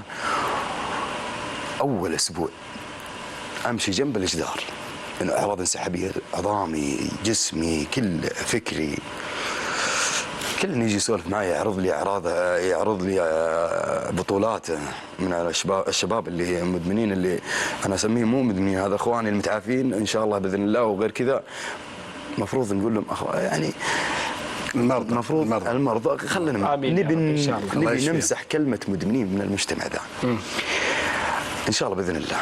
المهم انا ساعتها قلت ما عاد بها، لازم اركز على نفسي، قمت اصلي، قمت اشغل نفسي، قمت استوعب انا وين فيه، انا لازم اكمل البرنامج بشكل جميل، اكل كثير، اشرب مويه كثير، صرت احاول اقعد مع الدكاتره، اشغل نفسي، ما احاول اني اقعد مع الشباب عشان ما ياثرون علي على تفكيري، حاولت اطور من نفسي. الحمد لله البرنامج دائما ياخذ الى 21 يوم، انا كملت 15 يوم فقط، قالوا لي انت ما شاء الله تبارك الله خلاص الحمد لله الحمد لله. فطرحوا علي فكره بعدها، قالوا لي يا مشعل بما انك كذا وين بتروح؟ ايش بتسوي؟ قالوا في برنامج اسمه منتصف الطريق. ايوه برنامج اسمه منتصف الطريق. هذا البرنامج مره جدا جدا جدا جميل، هذا برنامج اعاده سلوك، يرجعك ينميك من جديد، وفي برامج وفي نادي وفي اشياء كثيره، وفي برامج للصلاه والاذكار والذكر الطيب، كلهم ناس يعني ما شاء الله تبارك الله، الله يحفظهم. طلعت معهم ما شاء الله وقعدت معهم في البرنامج. فممنوع التصوير في المنشاه الحكوميه اكيد. اخوك في الله جاته النيه اني هنا لحظتها ما بي الناس اللي المرض اللي انا مريت فيه والتعب ما بيمر في اي واحد. هنا قررت اني انزل المقطع. اختنا واحده من المتابعين الله يحفظها كانت موجوده ليلتها في البث حق الدكتور سامي، فقالت لي يا مشعل لو سمحت انا صورت المقطع ذيك الليله البث حقك انت والدكتور سامي، وجاي اعتذر منك واستاذن لاني ابي بناتي يعتبرون ان شاء الله بناتي يعتبرون، الحمد لله بنات الان متعافيات ولله الحمد. فقلت ممكن ترسلي لي المقطع اختي، ارسلت لي المقطع، تفرجت على المقطع، ناظر المقطع كذا بكيت، رجعت تفرجت المقطع يمكن اكثر من مره في اليوم برضه بكيت، جيت من بكره تفرجت المقاطع ابكي، تاثرت بنفسي، عرفت اني انا هنا كنت اتالم وحسيت بالالم اللي وقتها وساعتها. الان انا اصبح يعني ما شاء الله متعافي، اثر علي الموضوع. هنا حبيت اني انزلها في حسابي اللي انا طالع مع الدكتور فيه، لان في كانوا متابعين كانوا حابين انهم يطمنون علي وقتها وساعتها.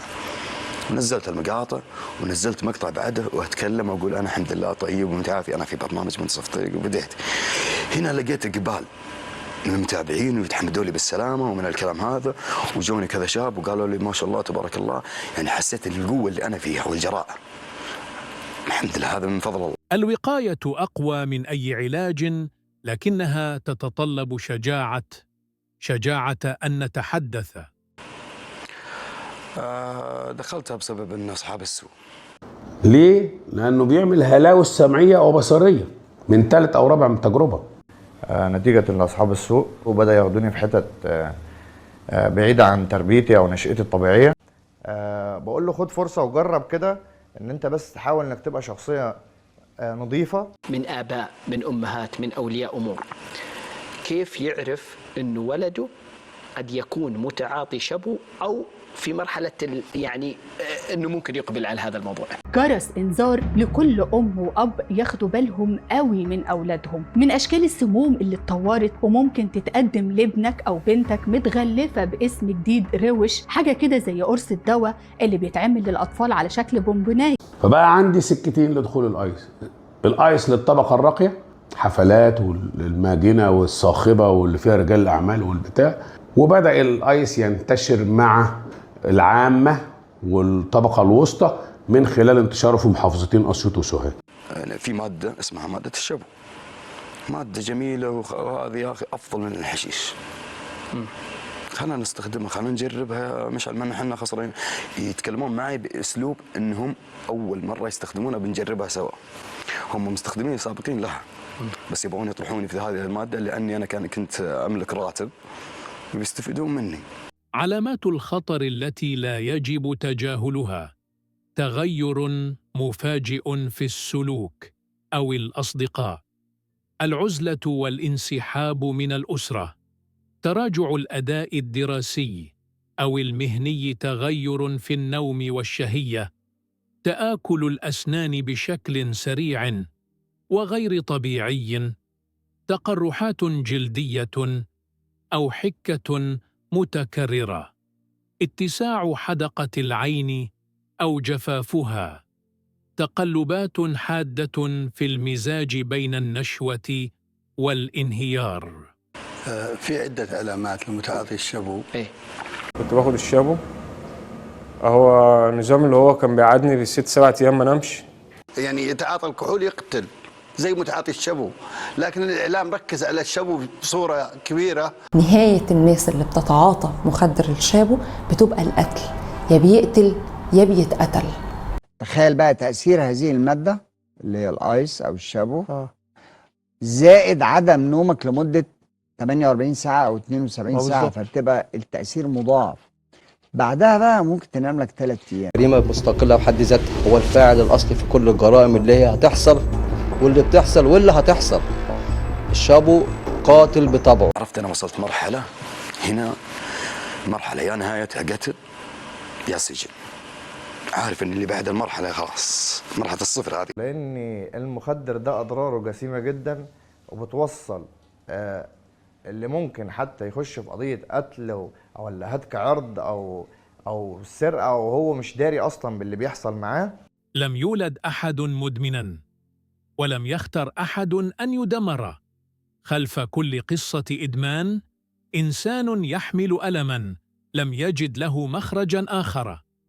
الكريستال ميث لا يمنح السعادة بل يسرقها، ولا يمنح القوة بل يوهم بها، ثم يأخذ كل شيء. لكن في هذا العالم هناك دائما من قرر أن يعود، من قرر أن ألمه لا يستحق النهاية، من أمسك بيد من يحب وقال: أنا هنا وأريد المساعدة. الحياة تستحق أن تعاش، وأنت تستحق أن تعيش. و50 كيلو ايس و70 كيلو ايس، ايه ده؟ استحالة يكون ايس. اولا دي محاولات بدائية لتصنيع الايس. يعني وانا حزين بقول الكلام ده ان ابتدت الاعمار تنزل في السن للاسف. تنزل في السن يعني ايه؟ يعني ابتدى يبقى السن صغير. يعني الاول كان بيجي لنا الناس كبار بيتعاطوا، دلوقتي يعني نزل سن التين ايجر 15 16 كده. نزل السن للاسف. عيال صغيره قوي يعني. احمد ربك النهارده اصلا لو في حد خايف عليك وبيقول لك الكلام ده.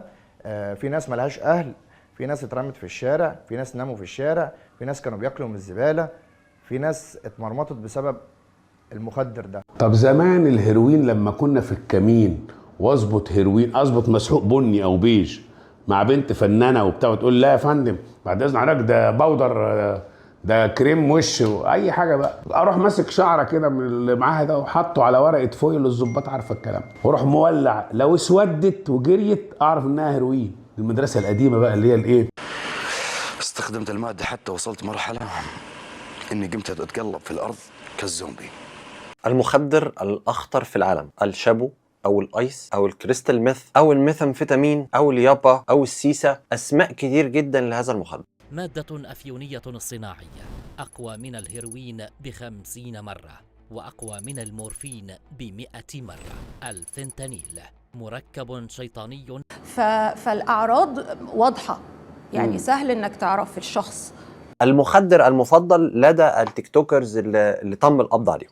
في خلايا تانية في المخ اسمها خلايا دعامية أو سيريال سيلز، هي اللي بتساعد الخلايا العصبية في وظائفها، فالميثامفيتامين بيساعد في موت الخلايا دي كمان، وده بيأثر على قدرة المخ على التفكير والتخطيط. انها بتتصنع هنا، ما الحشيش ما بيتصنعش هنا، محلات الصور، الهيروين ما بيتصنعش هنا، حاجه الوحيده دول بيجي متهرب يصنعها في مصر، لكن ده بيعرفوا يصنعوه هنا بطريقه غبيه، زائد ان السعر بتاعه يقدر يتوزع علينا كلنا.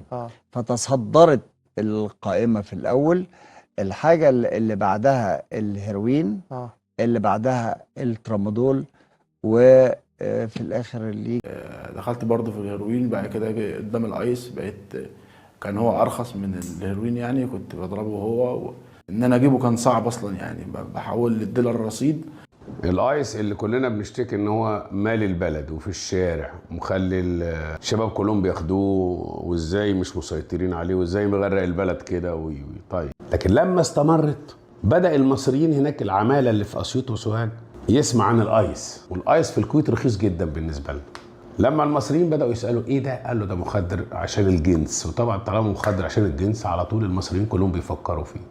الايس ده المفروض انه مثل الايس هو الاسم الجديد بتاع الشابو، وله اسم تاني اسمه الكريستال ميس. هو شبه الكريستال كده او الازاز، والاسم العلمي له هو ميثامفيتامين، والاسم الدارج بتاعه في السوق هو الشابو. وطبعا كل شويه بيطلع له اسم جديد، فالناس تفتكر ان هو مخدر جديد، لكن هو في الاساس مخدر الشابو. فالناس اللي عارفه او عندها فكره عن الشابو فهو ده مخدر الايس. يعني لو حط 5 كيلو ملح خشن وحط جواه نص كيلو ايس، انا هعرفه ازاي؟ حتى ما ينفعش، مش عارف. يعني بيبعت لبتوع الازاز ياخد منه المخلفات بتاعته. طبعا مثلا 50 كيلو 100 كيلو ازاز مبشور ويحطوا على الايس ويبيعوا، وكان بيسبب تلفيات شديده جدا بالجهاز التنفسي للمتعاطين. يعني الاول الايس جه على انه مخدر يشبه الكوكايين، ابيض ويشبه تلج الفريزر، عشان كده قالوا عليه ايس، يشبه بشر الازاز. ان لما البنات بتسمع كلمات كبيره زي الكوكايين او الهيروين بتخاف، فبتسمع كلمه ايس. ايس دي جميله او شيك فاني، وشفتهم ان هم بيتعاطوا الشيء ده. الجودة الرخيصة دائما في الشابو هي اللي تسبب المشاكل وتسبب العنف وتسبب الشخص يتعب. الحاجة برضه الخطيرة ان نسبة البنات زادت للأسف. الحرب ضد الايس شديدة خالص خالص فوق ما تتخيلوا. يعني ما يلفتش نظرك قوي العيل ابو فانيلا حمالات وبتاع مش عارف ايه واقف لي في الميدان الشعبي وتقول الدنيا، لا دور على القضية دي هتلاقي ان احنا ضربنا ضربات مميتة في هذا المجال. يعمل نوبات هياج شديد.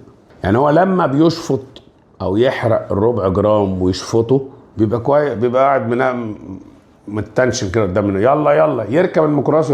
بعد نص ساعة تبدأ تجيله هلاوس. طب ده هيكمل طريقه ازاي؟ ان الطبخة اللي بتبوظ دي لو ما فيهاش مادة كذا او كذا براءة سلبي.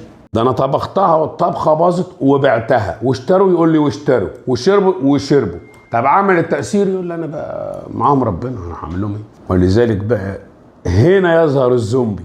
وبعدين كل شويه تقول ده انت ما بتاكلش ليه؟ انت شكلك واخد، انت ما نمتش امبارح، انت شكلك واخد، انت بتضحك، انت شكلك واخد، انت زعلان. الله، كلت واخد، ما كلتش واخد، زعلان واخد. خنقوني كده طب هاخد. يعني الفقر والبطاله، سيبوكوا بقى من كلام الاجتماعيات يعني، لكن اللي رخص ثمنه.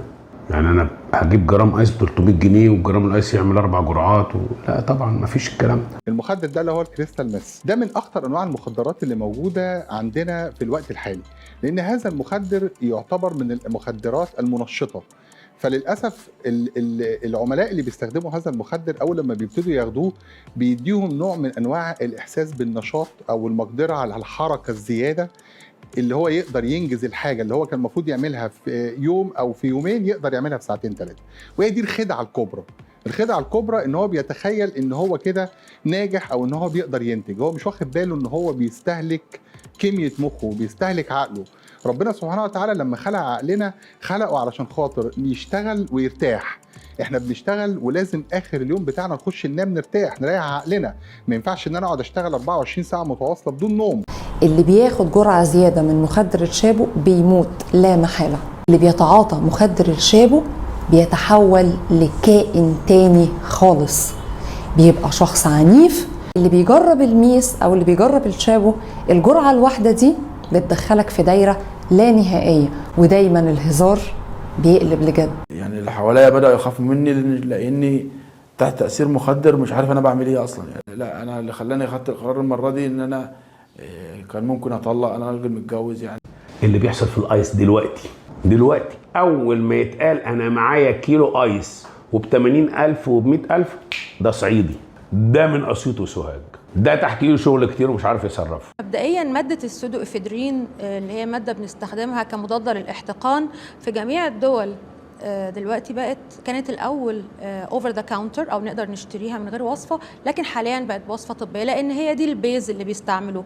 هم بياخدوا الماده وبيحطوا عليها مواد حارقه اخرى زي الاسيتون والغاز والالكحول والحاجات يعني اسعارها او متواجده يعني عشان يوصل للميثامفيتامين.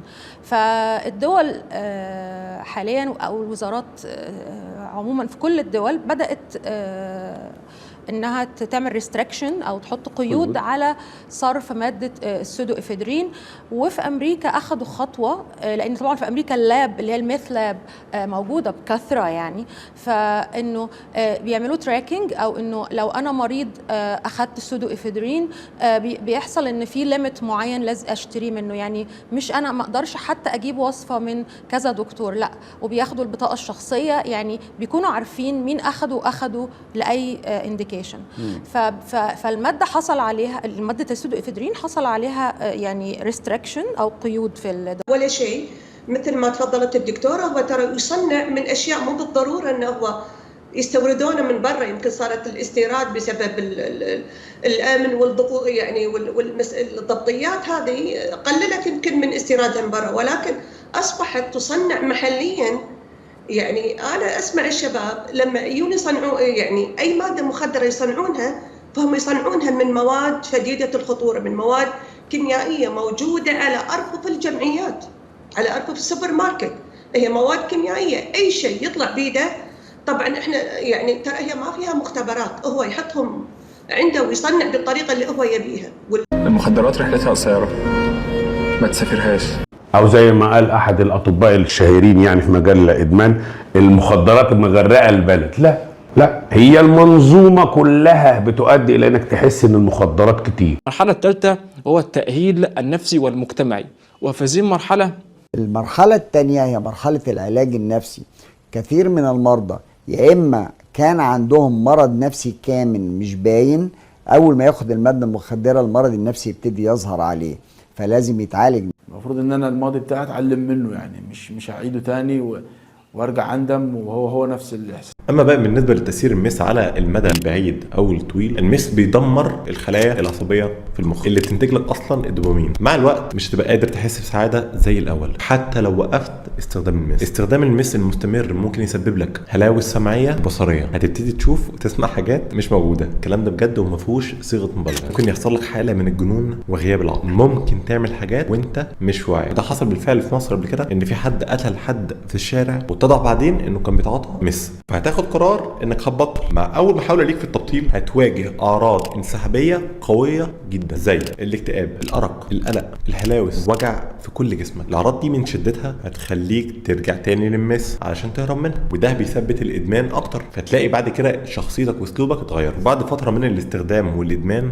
هتبقى عصبي اكتر وعنيف ومش قادر تتحكم في مشاعرك. كمان تولد عندك احتياج نفسي مستمر للمس عشان تقدر تتعامل مع اي موقف او مشكله في حياتك. هنا للاسف هتدرك اخيرا انك دخلت في دوامه مش عارف تخرج منها. الموضوع كان في الاول حلو وشيق. الفكرة كلها ان في بعض الناس لما بيستخدموا هذا المخدر بشكل كبير جدا بينسوا حاجات مهمة، بينسوا ان هم يهتموا بصحتهم، يهتموا بنظافتهم الشخصية، يهتموا باكلهم. فبعد فترة من الزمن بيبدأ جسمهم يتهالك، ودي النقطة والخطر في الكريستال ايس. ويقول لك ازاي يا عم ده الشخص ده قاعد منتبه وعادي ومش باين عليه انه بيضرب مخدرات. النهارده هنكسر شوية اشاعات عن مخدر الايس. زائد انا برضو بالنسبة للاهالي انا عايز اقول مش عايز الاهالي يكلموا مع الولد بعد ما يخف او يتعافى او يكون في طريقه التعافي كل شويه يفكروه. دي وحشه قوي لان دي بتتسبب في ان هو ينتكس. يعني انا لو مكمل فيها انا اكيد كنت ممكن نقتل، ممكن اعمل اشياء كتير بشعه. لما تتقسم الجرعه على 10 افراد هنا الخطوره بقى، انت مش دمرت 10 افراد، دمرت 10 اسر طبعا بجرام واحد. واحنا بنحاول نطمنه ونفهمه ان لا انت هتبطل تحت اشراف طبي، وبالتالي انت مش هتشعر بالالام بتاعت الاعراض الانسحابيه. وده اللي بيخلي انتاجه خطر جدا، لان كل كيلو من الميثامفيتامين بيتعمل قدامه بيطلع 6 أو 7 كيلو من المواد الخطره السامه اللي لازم تترمي في مكان. انتشر شويه في امريكا، في اوروبا الشرقيه الكلام هذا يمكن قبل 15 سنه، ولكن هم كمدمنين تنحوا عن تعاطي هذه الماده بسبب خطورتها. للأسف انقلوا لنا هذه المواد عندنا في الدول العربية. انتشر منهم هذا السرطان المسمى بالايس. يقول لك الله، اذا كنت انا لما الجرعه بتيجي وما باخدهاش او اتاخر عليها بحس بالام فظيعه جدا، امال انا لو بطلت هحس بايه؟ المس بيكون فيه منه اكتر من شكل. ممكن تلاقيه في صوره بلورات شفافه شبه التلج واللي بيتقال عليه كريستال مس، وده بيتم تدخينه في الغالب. وكمان ممكن يكون في صوره بودره بيضاء او حبوب حتى، وده بيتم استنشاقه او بلعه او حتى حقنه. اهلي كانوا يتصلوا عليا، ما احبش ان انا ارد عشان عارف ان انا غلط، بس مش قادر ان انا اتحكم في الحاجه دي. اول ما هتاخد المس هتحس بزياده كبيره جدا في مستوى طاقتك ونشاطك، هتحس انك قادر تعمل اي حاجه وكل حاجه ممكنه. فالطبيعي اصلا ان في اول شهر اول شهرين انا كنت في مرحله اكتئاب. كريستال ميث اصلا ما بيخلكش طايق، بكميه الاكتئاب اللي كان جايبها لي ملهاش اي حل. اولى تاثيراته الى الهلاوس السمعيه والبصريه، وبالتالي تتفرج على الحوادث الداميه اللي انت بتشوفها. بعد ما الشخص بياخد الجرعه بتاعته من مخدر الشابو، يا ترى ايه اللي بيحصل له؟ الشخص اللي بيتعاطاه اول ما بيتعاطاه بيحس بنوع من انواع السعاده والبهجه والنشاط. ده نتيجه خروج ماده من المخ، الماده دي هي المسؤوله عن السعاده، بتسمى ماده الدوبامين. يبتدي الشخص يحس بالسعاده والنشاط وزياده القوه، ويحس بنوع من انواع جنون العظمه وزياده الرغبه الجنسيه، بيبقى فايق لاقصى درجه. ولكن بمجرد ان الشخص ده بيبتدي الجرعه تاثيرها يقل، بيبتدي الشخص يتوتر ويبتدي يدخل في نوبات اكتئاب ونوبات قلق، وكل السعاده الزائفه اللي حس بيها تبتدي تنزل تاني على ما فيش، ويلاقي الشخص دوت نفسه دخل في حالة صعبة جدا من الاكتئاب والحزن والتوتر والقلق. فالناس بدأت تسأل هو ايه الايس ده يا جماعة؟ شكله ايه؟ وبيتاخد ازاي؟ وهو بيعمل ايه؟ طيب يا ترى ايه هو الشابو؟ الشابو بيكون على شكل كريستالات الزجاج او بيكون مطحون لونه ابيض مزرق، وبيستخدم بالشم عن طريق الانف او في شكل حقن ورديه. ومفيش مانع طبعا من مشاركه السرنجات دي مع بعض، يعني اي حد خدها انت كمان تاخدها عشان يجيلك نفس الفيروسات والبلاوي اللي عنده وتموت انت كمان. اول ما ظهر مخدر الشابو كان غالي، وكان بيقتصر فقط على الطبقه اللي معاها فلوس من الناس. ولكن دلوقتي ومع انخفاض السعر بتاعه ابتدى يبقى المخدر بتاع الشوارع، من كتر ما هو منتشر ومن كتر ما هو سهل الحصول عليه ومن كتر ما هو السعر بتاعه ما بقاش غالي زي زمان. فبدأ بعض المحاولات الفردية لإدخال الأيس البلاد عبر مطاري أسيوط وسوهاج. بدأت بالحشيش أول حاجة، وكنت بشرب حشيش. بعد كده شويه شويه مع الوقت اتطورت الدنيا. مطار اسيوط ومطار سوهاج في رحلتين اسبوعين للكويت. الترامادول مغرق مصر، وقرص الترامادول بقى بجنيه، والترامادول اللي في مصر 225 مللي مش موجود في الكويت. الكويت بيتعامل مع الجرعات الشرعيه للترامادول 50 و100 مللي. الجرعه ال 225 دي موجوده فين؟ عند الوحوش، وحوش المنطقه المصريين. فبداوا الاخوه الصعايده يهربوا الترامادول للكويت، شحنات بسيطه كانت بتظبط منها برضه حاجات بسيطه جدا في مطار الكويت، والكويت تخطر والله تم ضبط فلان فلاني من اسيوط ومعاه 10 شرايط 20 شريط ترامادول. لكن لما تكررت محاولات التهريب بدانا نشدد على مطار اسيوط ومطار سوهاج، فتشوا كويس لان بدات نتلقى بلاغات من الكويت بان عقار الترامادول بيروح لهم من عندنا، وده لا يليق يعني، بس كانت كميات بسيطه جدا يعني. ما ضروري جرام جرامين، كنا نروح نقول له مثلا بدي ب50,000 يعطيني هي دغري، روح احمل قنينه حط سنيت اخدها، ما في 10 ثواني تشتغل براسي اخرب الدنيا. حتى نحن قبل نقول لمده 27، بعد ال 27 ما حد يدخل بالادمان، ولكن احنا ممكن نكون بعد ال 40 يدش بالادمان. بعد ما اوصل اتعدى اليوم الثالث كنت ادخل اشوف ناس تمشي من جنبي، اسمع اصوات اطفال. بعد كل جرعه بتاخدها المخ بيحتاج نفس الكميه من الدوبامين علشان يحس بنفس الاحساس بالسعاده. تكه بقى ان مع الوقت المخ بيقل قدرته على انتاج الدوبامين بشكل طبيعي، وده اللي بيخليك تحتاج جرعات اكبر من المس عشان تحس بنفس مستوى السعاده اللي حسيته في الاول. مع الوقت جسمك ومخك بقوا معتمدين على المس بشكل كامل، تبتدي تخاف وتدرك انك ماشي في سكه ضلمه نهايتها مش حلوه. الفهلوه بتاعتنا خلتنا نحاول نصنعه في بعض المحافظات في مصر بتحاول تصنعه، قلنا اسيوط وقلنا سوهاج وقلنا ممكن اسماعيليه، يعني في بعض المحافظات كده فيها محاولات بدائيه للتصنيع، وده اللي بيطلع المنتج الرخيص اللي قلنا عليه. بنصح الشباب بقول لهم لو حتى انت لازم تاخد اصلا قرار انك تبطل. بيتم تصنيعه تحت بير السلم زي ما بيقولوا، في مخدرات كتيره منها الشابو ده وزي السرور. بيجي منين يا جماعه؟ بيجي من تايلاند، ماشي، جرامه اياميها ب 3000 جنيه، 3000 جنيه ده رقم مرعب يعني. من الأعراض الجانبية بتاعته إن هو بيخلي الشخص ما ينامش بالأيام من قلة النوم ومن الضغط الشديد اللي بيعمله على الجسم.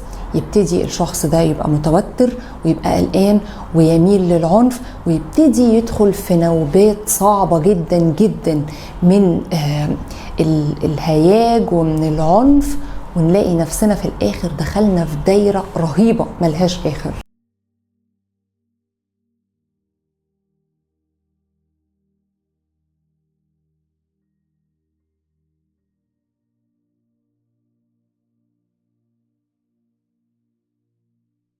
فبالتالي بيضطر ياخد أدوية تنيمه عشان ده يعليه والأدوية تهديه.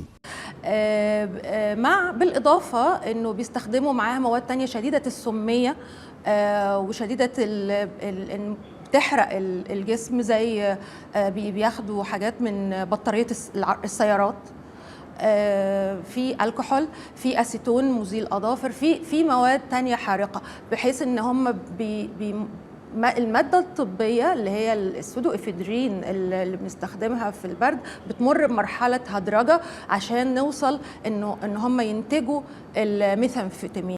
بيفصل الدماغ تماما، مش موجودة. بيتهيأ له حاجات وبيسمع حاجات وبيفضل يهرش في جسمه كله وبيبقى مش مرتاح، الدنيا بتبوظ وبيجيله نوبات من الهلع والعنف، وبيبتدي يقتل بوحشية وبعدوانية شديدة مش موجودة في البني آدمين. علشان كده احنا قلنا ان الشخص حرفيا بيتحول لزومبي. بيقعد 3 أيام صاحي ويقعد 2-3 نايم، ولما يجي فوق ياخد عشان يقدر ينزل. بيمثل ان هو واخد شابو والشرطه راحت قبضت عليه. بينزل على وزاره الداخليه، موقع وزاره الداخليه، قضايا كتير جدا لظبط كميات كبيره جدا من الرئيس. انا شخصيا بترعب منه.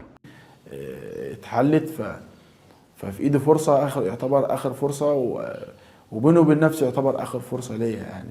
بيبدا باحساس وهمي بالقوه وبيوصل في النهايه لتدمير كامل لعقلك والجسم. وده اللي بيحصل في اول 30 ثانيه بعد ما تاخد المخدر اللي بيحصل كالاتي: كل البني ادمين عندهم في مخهم بيفرز هرمون اسمه هرمون الدوبامين. الدوبامين ده يا جماعه لما بيتفرز بكميه كبيره جدا الايس بيخش يتحد معاه، فبيخلي الافراز بتاع الدوبامين اكتر فاكتر فاكتر. ولما الناس بتاخده لاول مره بيقعد معاها من مده من 10 ل 12 ساعه، ثم بعد كده الوذرول او سحب الدوبامين بيكون مباشر جدا لدرجه انهم لما بيصحوا تاني يوم الصبح بيفتكروا كل حاجه حسوا بيها، لكن بيكونوا في حاله سيئه، ودي مشكلته. من اشهر ما واجهناه في موضوع الايس انه بيستخدم في تجنيد اللي يبيعه. يعني انا كانوا يعملوها في الافلام زمان، يحقنوا بالهيروين لحد ما يبقى مدمن وبعدين يخليه يعمل اللي هو عايزه. الايس دي فعلا بتاعها، انما تخيل ان 40 كيلو ايس دول عدوا من اسوان وجولك لحد هنا، ده تغرق، البلد تغرق. انه تعاطي الشابو يخلق جواتك سلوك عدواني. هنا يظهر العيال اللي انتوا بتشوفوهم في الشوارع دلوقتي وبتصوروهم بالموبايلات. بصوا المخدرات، بص ده تعاطي مادة كيميائية ليست ايس لكنها محاولة لتصنيع الايس، افتقدت الجزء الاهم اسيتون الليثيوم بتاع، وراح زي ما بقول لك انا وباظت الخلطة، وراح بيعها الكيس مش عارف ب 100 جنيه وب 80 جنيه. يجي يروح مولع وشافط، يروح عامل اللقطات اللي انتوا شايفينها، اللي قاعد واللي نايم واللي مسقط والبنت اللي واقفه وشويه العيال اللي بيلموا الزباله اللي انتوا قلقانين منهم، والزومبي مالين الشارع وبتاع. لكن لما تكررت حالات ضبطه، ده ايه ده ايس، ده ايه ده ايس، ده ايه القصه دي؟ وبما ان الشر الفطري موجود في الاجرام المصري، فلجأ الاخوه الصعايده الى اساليب تهريب عتيقه لكنها بتؤدي الى نجاح هروب المخدر ده من الرقابه. ياخد بقى صفيحه جبنه حادقه بمش، يروح داسس فيها الترامادول.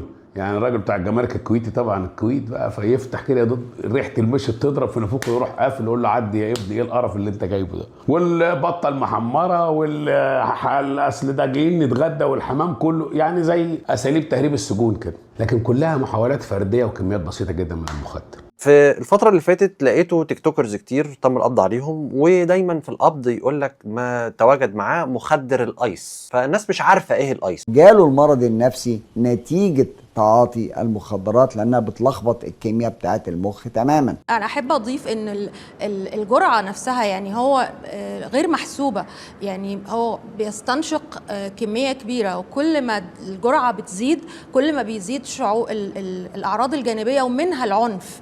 يعني هي ماده الميثامفيتامين او الامفيتامين حتى في جرعات معينه او اوفر دوز بتزود العصبيه والعنف، فبيلجأ للجرائم، انه يعمل جرائم بالوحشيه دي، مش واعي. هرجع لنقطه ان الجريمه كلها بتقعد نص دقيقه. الميكروباص ولا التوك توك ولا بتاع يجي جري يوزع على 15 عيل، كل عيل ياخد حاجته ويطير ويجري، ما بتاخدش نص دقيقه. طب كمان لما بظبطه بيطلع 50-60% براءه لسلبيه العيان. المنظومه لوحدها ترعبك. يعني انا عارف دلوقتي ان جهاز المكافحه شغال على الايس من تحت، يعني لما يوصل بقى خلاص وجاي بقى عنده ان المخابرات الامريكيه بتراقبه، وان المخابرات المصريه هتقتله، وان في برج مراقبه فوق البيت بيراقبني، دي بعد سنين من تعاطي الهيروين بتيجي الحاله دي لمتعاطي الهيروين. حاليا مخدر الشابو موجود وبكثره في جميع المحافظات. عايز اقول لك ان الحامض اللي موجود في البطاريه بتاعه العربيه ممكن يتحط من مكونات الميثامفيتامين. طبعا حبايب الصعايده ما يزعلوش، هم عارفين ان الكلام ده حقيقي، واتحدى حد ينكر. لا، اني حلفت بالله اني تائب لوجه الله من المخدرات وراجع ربي سبحانه. الراجل اللي قتل ابنه في الاسماعيليه في شهر ابريل، والمجزره اللي حصلت في الفيوم، الراجل اللي قتل زوجته و6 أبنائه، كل دول كانوا بيتعاطوا مخدر الشابو. تكشف خطر جسيم يسببه كريستال أو آيس أو شابو، المخدر القاتل. خطورة الكريستال ميس إن هو سهل قوي الحصول عليه، وأسهل إن هو يتصنع. التصنيع بتاعه مش بيحتاج أماكن مجهزة وتكنولوجيا عالية، لأن هو بيتصنع حرفيا تحت بير السلم. الخطورة التانية بتاعته إن هو متفشي وسط الشباب والمراهقين، علشان سعره مش عالي قوي بتلاقيه منتشر بشدة في الملاهي الليلية، وتلاقيه منتشر وسط الطبقة بتاعت الحرفيين والطلبة الصغيرين والمراهقين. الشابو كمان بتكمن الخطورة بتاعته ان الادمان بتاعه بيبقى من الجرعات الاولانية، يعني جرعة واحدة من مخدر الشابو كفيلة ان هي تدخل الشخص اللي تعاطاها في دايرة مش هيعرف يطلع منها، نهايتها بتنتهي حتميا ان الشخص ده بيتحول لزومبي. كتر ان انا شغال بضرب متواصل على طول وما بنامش، فدخلت في هلاوس، يعني هلاوس سمعيه، بسمع اصوات. اذيت اهلك، سرقت اهلك. نعم اذيتهم كثير. امك، بيك، سرقت محلات، دخلت على السجون. اللي هي كيف اواجه هذه المشكله قانونيا. انا ممكن احبس 15 عيل في شارع واحد منطقه شعبيه، 12 يطلعوا براءه لسلبيه العينه.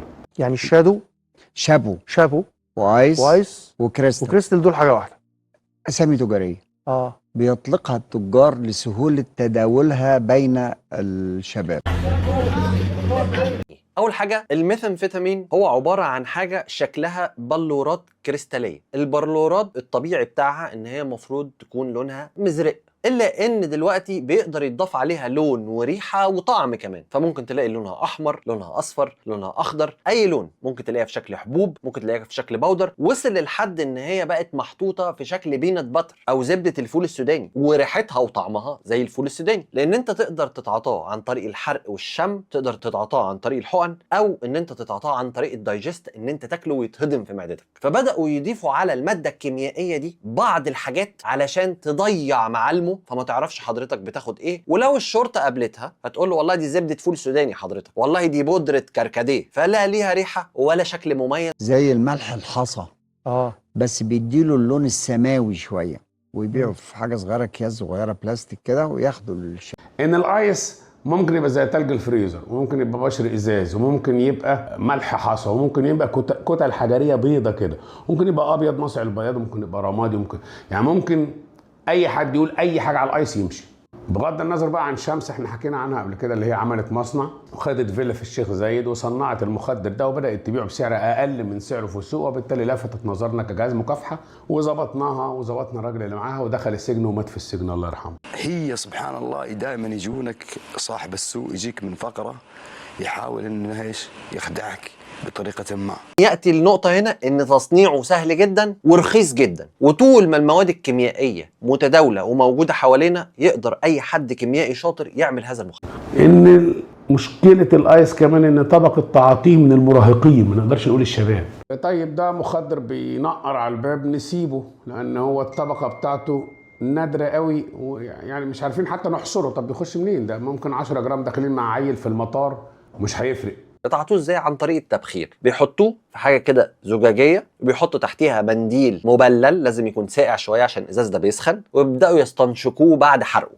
وبيتم التعاطي بتاعه اما عن طريق البلع، او عن طريق ان هم يحرقوه ويشموا الدخان بتاعه، او ان هم يتعاطوه عن طريق الشم.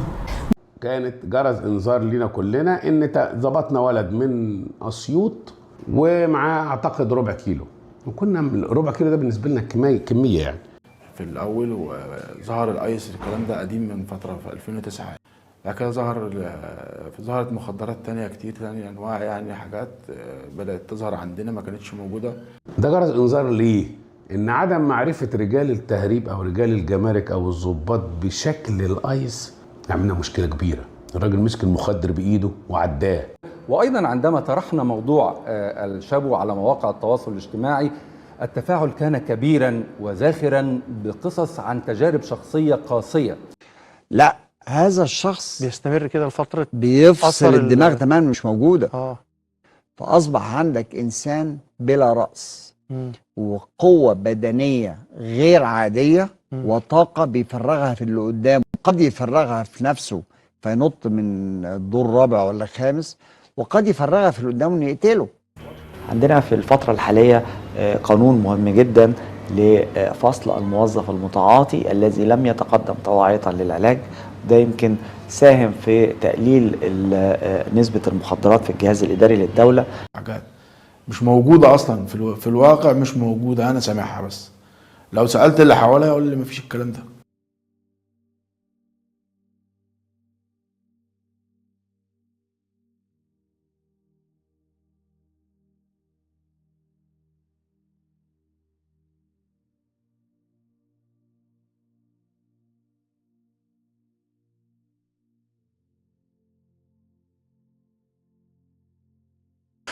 فتعاطيت الماده هذه، قالوا لي خذ نفس واحد بس.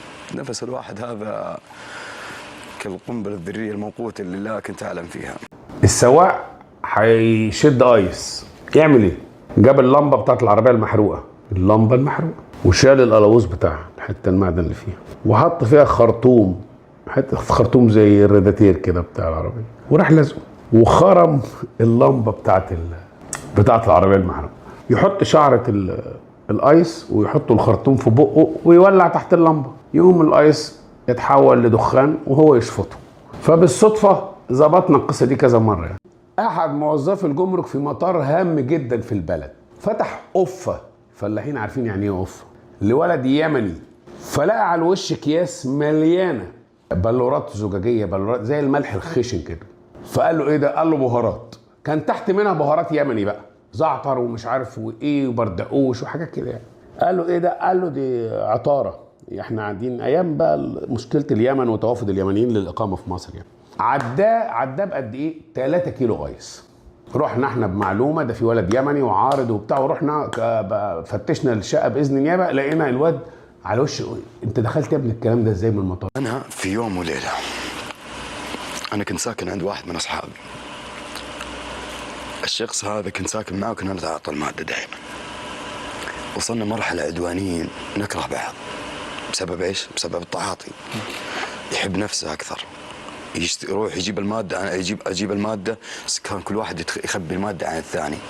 لان صرنا نشرب اكثر من كل واحد منا. يعني لو انزلها قدامي راح يشربها يمكن يخلصها علي قبلك، صرت انا صرنا نخاف. وصلنا مرحله من العدوانيه صرت اخاف انام ويقتلني. هو صار يخاف وانا اقتله زي كذا. صرنا نشك في بعضنا، صرنا نخاف من بعضنا. صرت اذا انا عرفت ان في مشكله كنت اروح انام برا، اقعد في سيارتي انام يوم يومين، لاني يدق علي يقول لي مشعل وينك، يحاول اني يدورني يبحث عني، ارجع له. وكنت ما كان عندي ماده، كنت اشتغل على السياره برنامج كريم، ما احتك مع الزباين، بس مجرد اسوق لين اخلص. اهم شيء عندي اطلع فلوس. والبيت والعائله؟ انا ما عندي، بعيد عن الاهل يعني. انا بسببي انا اللي بوصل لك اياه اني انا واعتذر. ايه اخر يومين قررت انا اني خلاص هنا لحظه الصفر. ما كنت افكر اني اتوب للامانه، افكر اني ابعد عن هذا الادمي، لاني حسيت اني يمكن اسبب مشكله له او يسبب مشكله لي. ابنجب نفسي، قلت الله يكفيني شره ويبعدني عنه. توكلت على الله وشلت عفشي، لحقني لين السياره. وقت كنت اداوم عندي عمل، خلاني اغيب عن عمل، خلاني اخسر عملي، ولحقني لين السياره. صار يقول لي والله على الحق اللي عملك، شوف كيف انا وين وصلت فينا. هددني باني يفضحني في العمل. نظرت كذا اصلا من نفسي خلاص العمل انا ما عاد ابغى العمل. قلت الله يغنيني عنه. طنشته، ركبت سيارتي ما ادري وين اروح. في مكان من يوم وانا صغير احبه، هو جنب ملعب الملك استاد الملك فهد الدولي، البرحه، الناس تكشت هناك. هذا المكان مره احبه من يوم وانا طفل، دائما حتى انا واهلي نكشت فيه، يذكرني مواقف كثيره يردني للماضي. رحت وقفت في المكان ده. الله يحفظك يوم ويخليك لي. امين يا رب. كلها متابعين الحين يمكن تعرف المكان ده يا رب. اللهم امين. فوصلت المكان ذا، نمت في السياره يومين، لا اكل لا شرب ولا شيء، قاعد بس ما ادري شو مصيري. انت هدفك بس انك تبعد عن هذا الشخص؟ لا مو بهدفي برضو من هذا الشخص، برضو انا عندي امداني اروح عند ناس ثانيين واقابل احد متعاطين وكذا واروح واكمل مسيره، بس عارف المسيره هذه ايش نهايتها. عرفت انا وصلت مرحله هنا، مرحله يا نهايتها قتل يا سجن. عارف ان اللي بعد المرحله خلاص، مرحله الصفر هذه اللي انا فيها. في شيء من داخلي اشعر بشعور اني انا ما ادري ايش اللي انا مسويه عند ربي سبحانه. عمل ربي وقف معي سبحانه. قاعد اقلب في التيك توك، برنامج التيك توك، ما ادري ايش مصيرك. في سيارات توقف جنبي، كنت اشغل السياره وابعد عنهم، وسوسه من خلاص اللحظات الاخيره. وقتها انا موقف يعني لي يومين وقاعد بدون اكل بدون شرب، اعراض انسحابيه وكذا، وكنت احس الام بجسمي كله ولا ادري. يمكن كنت بقعد اتوفى في مكاني، ما ابغى احد، خلاص هنا انا انسان تعبت. كأن الله مسخر لي أستاذ حمد والدكتور سامي حمود الله يحفظهم ويعزهم. قاعد أقلب بالتيك توك أناظر أسمع حمد، شفت لي مقطع له يتكلم عن مادة الشبو، شفت فاتح بث، دخلت عليه في البث، بداية البث طلبت قسط، قاعد أسمع ما طلعني، أشوف الناس كتبت لهم في الكومنت تحت ممكن تساعدوني، أكلم الكومنت نفسه تساعدوني إن يعني عشان يركز معي الدكتور حمد الدكتور سامي إن يطلعوني معهم قسط. وكان هذا آخر البث، كان يقول اللهم صل على محمد الدكتور سامي أنا تعبت خلاص يعني خلاص بقفل البث، ويقدر الله ما شاء فعل أن الرجال يطلعني، قال أنا تعبت، رديت عليه قلت أنا اللي تعبان. تكلمت أعطيته باقي الموضوع وحلفت لا إراديا خلاص تعبت، يعني انجوني من اللي أنا فيه. وأنا هنا أصلا قد إني أصلا بيني وبين نفسي أفكر أصلا إن آخر يوم هو نفسه قبل ما أطلع مع الدكتور سامي. ليش أنا قمت أتابع الدكتور سامي وأدخل على وقمت تركزت في المقطع؟ لأني حسيت أصلا إني مقصر مع ربي سنين طويلة، عرفت أنا نهايتي وش، عرفت أنا أفكر في المرحلة اللي أنا فيها كله بسبب تقصيري مع ربي سبحانه. هنا أنا حلفت بالله توبة أعلنتها قدام الدكتور سامي من لحظتها، وأنا أشعر بشعور لهذه اللحظة بسعادة وبهجة الحمد لله إني حلفت بالله إني تائب لوجه الله من المخدرات وراجع ربي سبحانه عشان أوفرهم المادة. قيمة شراء الشبو عالية؟ لا جدا رخيصة. كان الهدف انه الهدف استغلالي تدفع بعدين. نعم. هو انه كان بيجبر ضحاياه على انهم يشربوا مخدر الايس، وده قبل جريمته علشان يبدا هو في تعذيبهم والاعتداء عليهم جنسيا بساديه وقتلهم والتخلص منهم بعد. كيف الشبو كان مؤثر عليه وهو في سياره جالس ومكتومه السياره، الشبو اكل جسمه. انه كان في وظيفه مرموقه وفقد الوظيفه وفقد حياته بسبب هذا المخدر اللي كان زمان هو مخدر الأغنياء فقط، ودلوقتي من كتر ما انتشر وبقى سعره قليل بقى مخدر الشوارع. الشابو ده لما كان بيتهرب، المشكله الناس ما كانتش تعرفها في الاول املاح، فكانوا بيهربوه انه على اساس املاح مشروعه، محدش كان فاهم. طيب الهيروين بنعرفه كده، والافيون ريحته مميزه، والحشيش ريحته مميزه، والبانجو شكله مميز، الايس مالوش، ما اعرفش. هنا في فرط، كل ما تشرب اكثر اعرف انك راح تتحول باسرع وقت. وبيتكلم كتير جدا وكلامه سريع جدا ورا بعضه ولا يتماشى مع السؤال. يعني الكلام مش ماشي مع الوضع اللي احنا فيه، وبالتالي بيبقى بنسميه بيهرتل، بس بيتكلم بسرعه قوي قوي، ومفيش اكل، وزنه بيقل، هالات سودة تحت عينيه. كلما ازداد نقائه ازدادت درجه بياضه، يعني كل ما كان ابيض ناصع يبقى نقي قوي. كنا انا وولاد عمي بنجمع فلوس مع بعض ونجيب حشيش نشربه مثلا. كنت بحرق كميه دخان جامده كتيره، ما كنتش باكل. اللي ادالي الرصيد اللي هو اللي بيبيع لي، يعني احول له رصيد ويرمي لي في حته الحاجه واقول له روح خدها، راح اجيبها منه. تخليك تختلف الانسان ثاني، تكون انسان توصل مرحله انسان، تكون يمكن توصل مرحله القتل. ضربت السائق الاجنبي ضرب مبرح، ما كنت مستوعب ذا وقتها، وركبت سيارتي وتوجهت. وصلت الشقه دخلت على صاحبي. اول ما شافني صاحبي عرف اني انا انسان متحول. احنا اهل الماده نعرف وقتنا متى نتحول، يبان علينا، نميز بعضنا. عرف اني انا انسان تحولت، يمكن في لحظتها يمكن اقتله، انا متاكد، لاني انا شايفه قدامي منتشي من الماده، عارف انه هو مستخدم الان، عارف ان الماده حقتي معه. في لحظتها هو ادرك اني انا راح اتصرف تصرف يمكن اقتله. اضطر ان ادمي يعترف قدامي يطلع لي الماده. هنا انا ماني مستوعب للان، ابغى اتعاطى عشان ارتاح. خلاص نسيتك، اهم شيء الماده عندي وقتها في ساعتها. اخذت الماده، قمت استخدم في الماده بشكل غير طبيعي، غير مدرك. لا يمكن التعرف على مخدر الايس او الشبو. لكل من يبرر لنفسه ان تعاطي الايس اخف من تعاطي المواد المخدره الاخرى. ولما فقت يوم والتاني جيت ابطل لوحدي، لقيت نفسي مش عارف. فما كانش ينفع ان انا ابطل الشابو، لان انا لو بطلته هو بيخليني مثلا لو بطلته مثلا اقل حاجه يوم ولا 2 الاقي نفسي اتشفطت. لو راكب اتكلم معاه يجي له نوبات هياج شديد، مخدر خلاص دمر مخه. طيب هو ليه اصلا مخدر الكريستال مرتبط بالعنف؟ ايه القصه؟ الفكره ان مخدر الكريستال بيعمل تحفيز عنيف جدا للخلايا المسؤوله عن افراز الدوبامين في المخ، والتحفيز الشديد ده مع الوقت بيدمر الخلايا دي وبيموتها نهائيا. علشان كده بتلاقي اكتر من 35% من مدمنين الشابو بيصابوا بنوبات هلع ونوبات ذهان كاملة عنيفة. الذهان ده بيبقى انفصال تام عن الواقع. في البداية، ما هي المواد التي يصنع منها الشابو، خاصة مادة الميثامفيتامين؟ لكن احنا بنتكلم اللي هي الميثامفيتامين، مادة الناس عارفينها من بره، هي دي مادة الايس الأساسية يعني. مادة يعني مؤثر عقلي خطير. هي مش مخدرات، هي بتعمل تحفيز للجهاز العصبي. يعني مادة شابو ما هي زي أي مادة، كالقنبلة الذرية، هذه مادة الشابو إذا أسقطت على الأرض أصبحت الأرض لا تنفع للزراعة. كمان في نقطة مهمة أنا عايزة أنوه ليها. للأسف المادة دي ما بتكونش بيور ميثامفيتامين.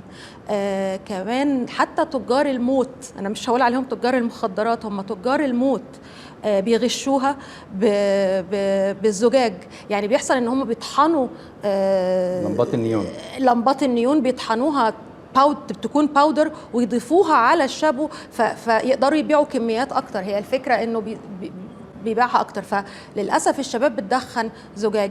ما اعرفش اتعرف عليه، يعني لو ظابط مكافحه واقف في المطار والواد قال لي دي هعمل، مفيش حاجه تميزه، لان ما يقدرش واحد ياخد الجرام لوحده. الكثيرون من المتعاطين أصيبوا جراء إدمان ذلك المخدر بإصابات كبيرة وبالغة في أجهزتهم الحيوية.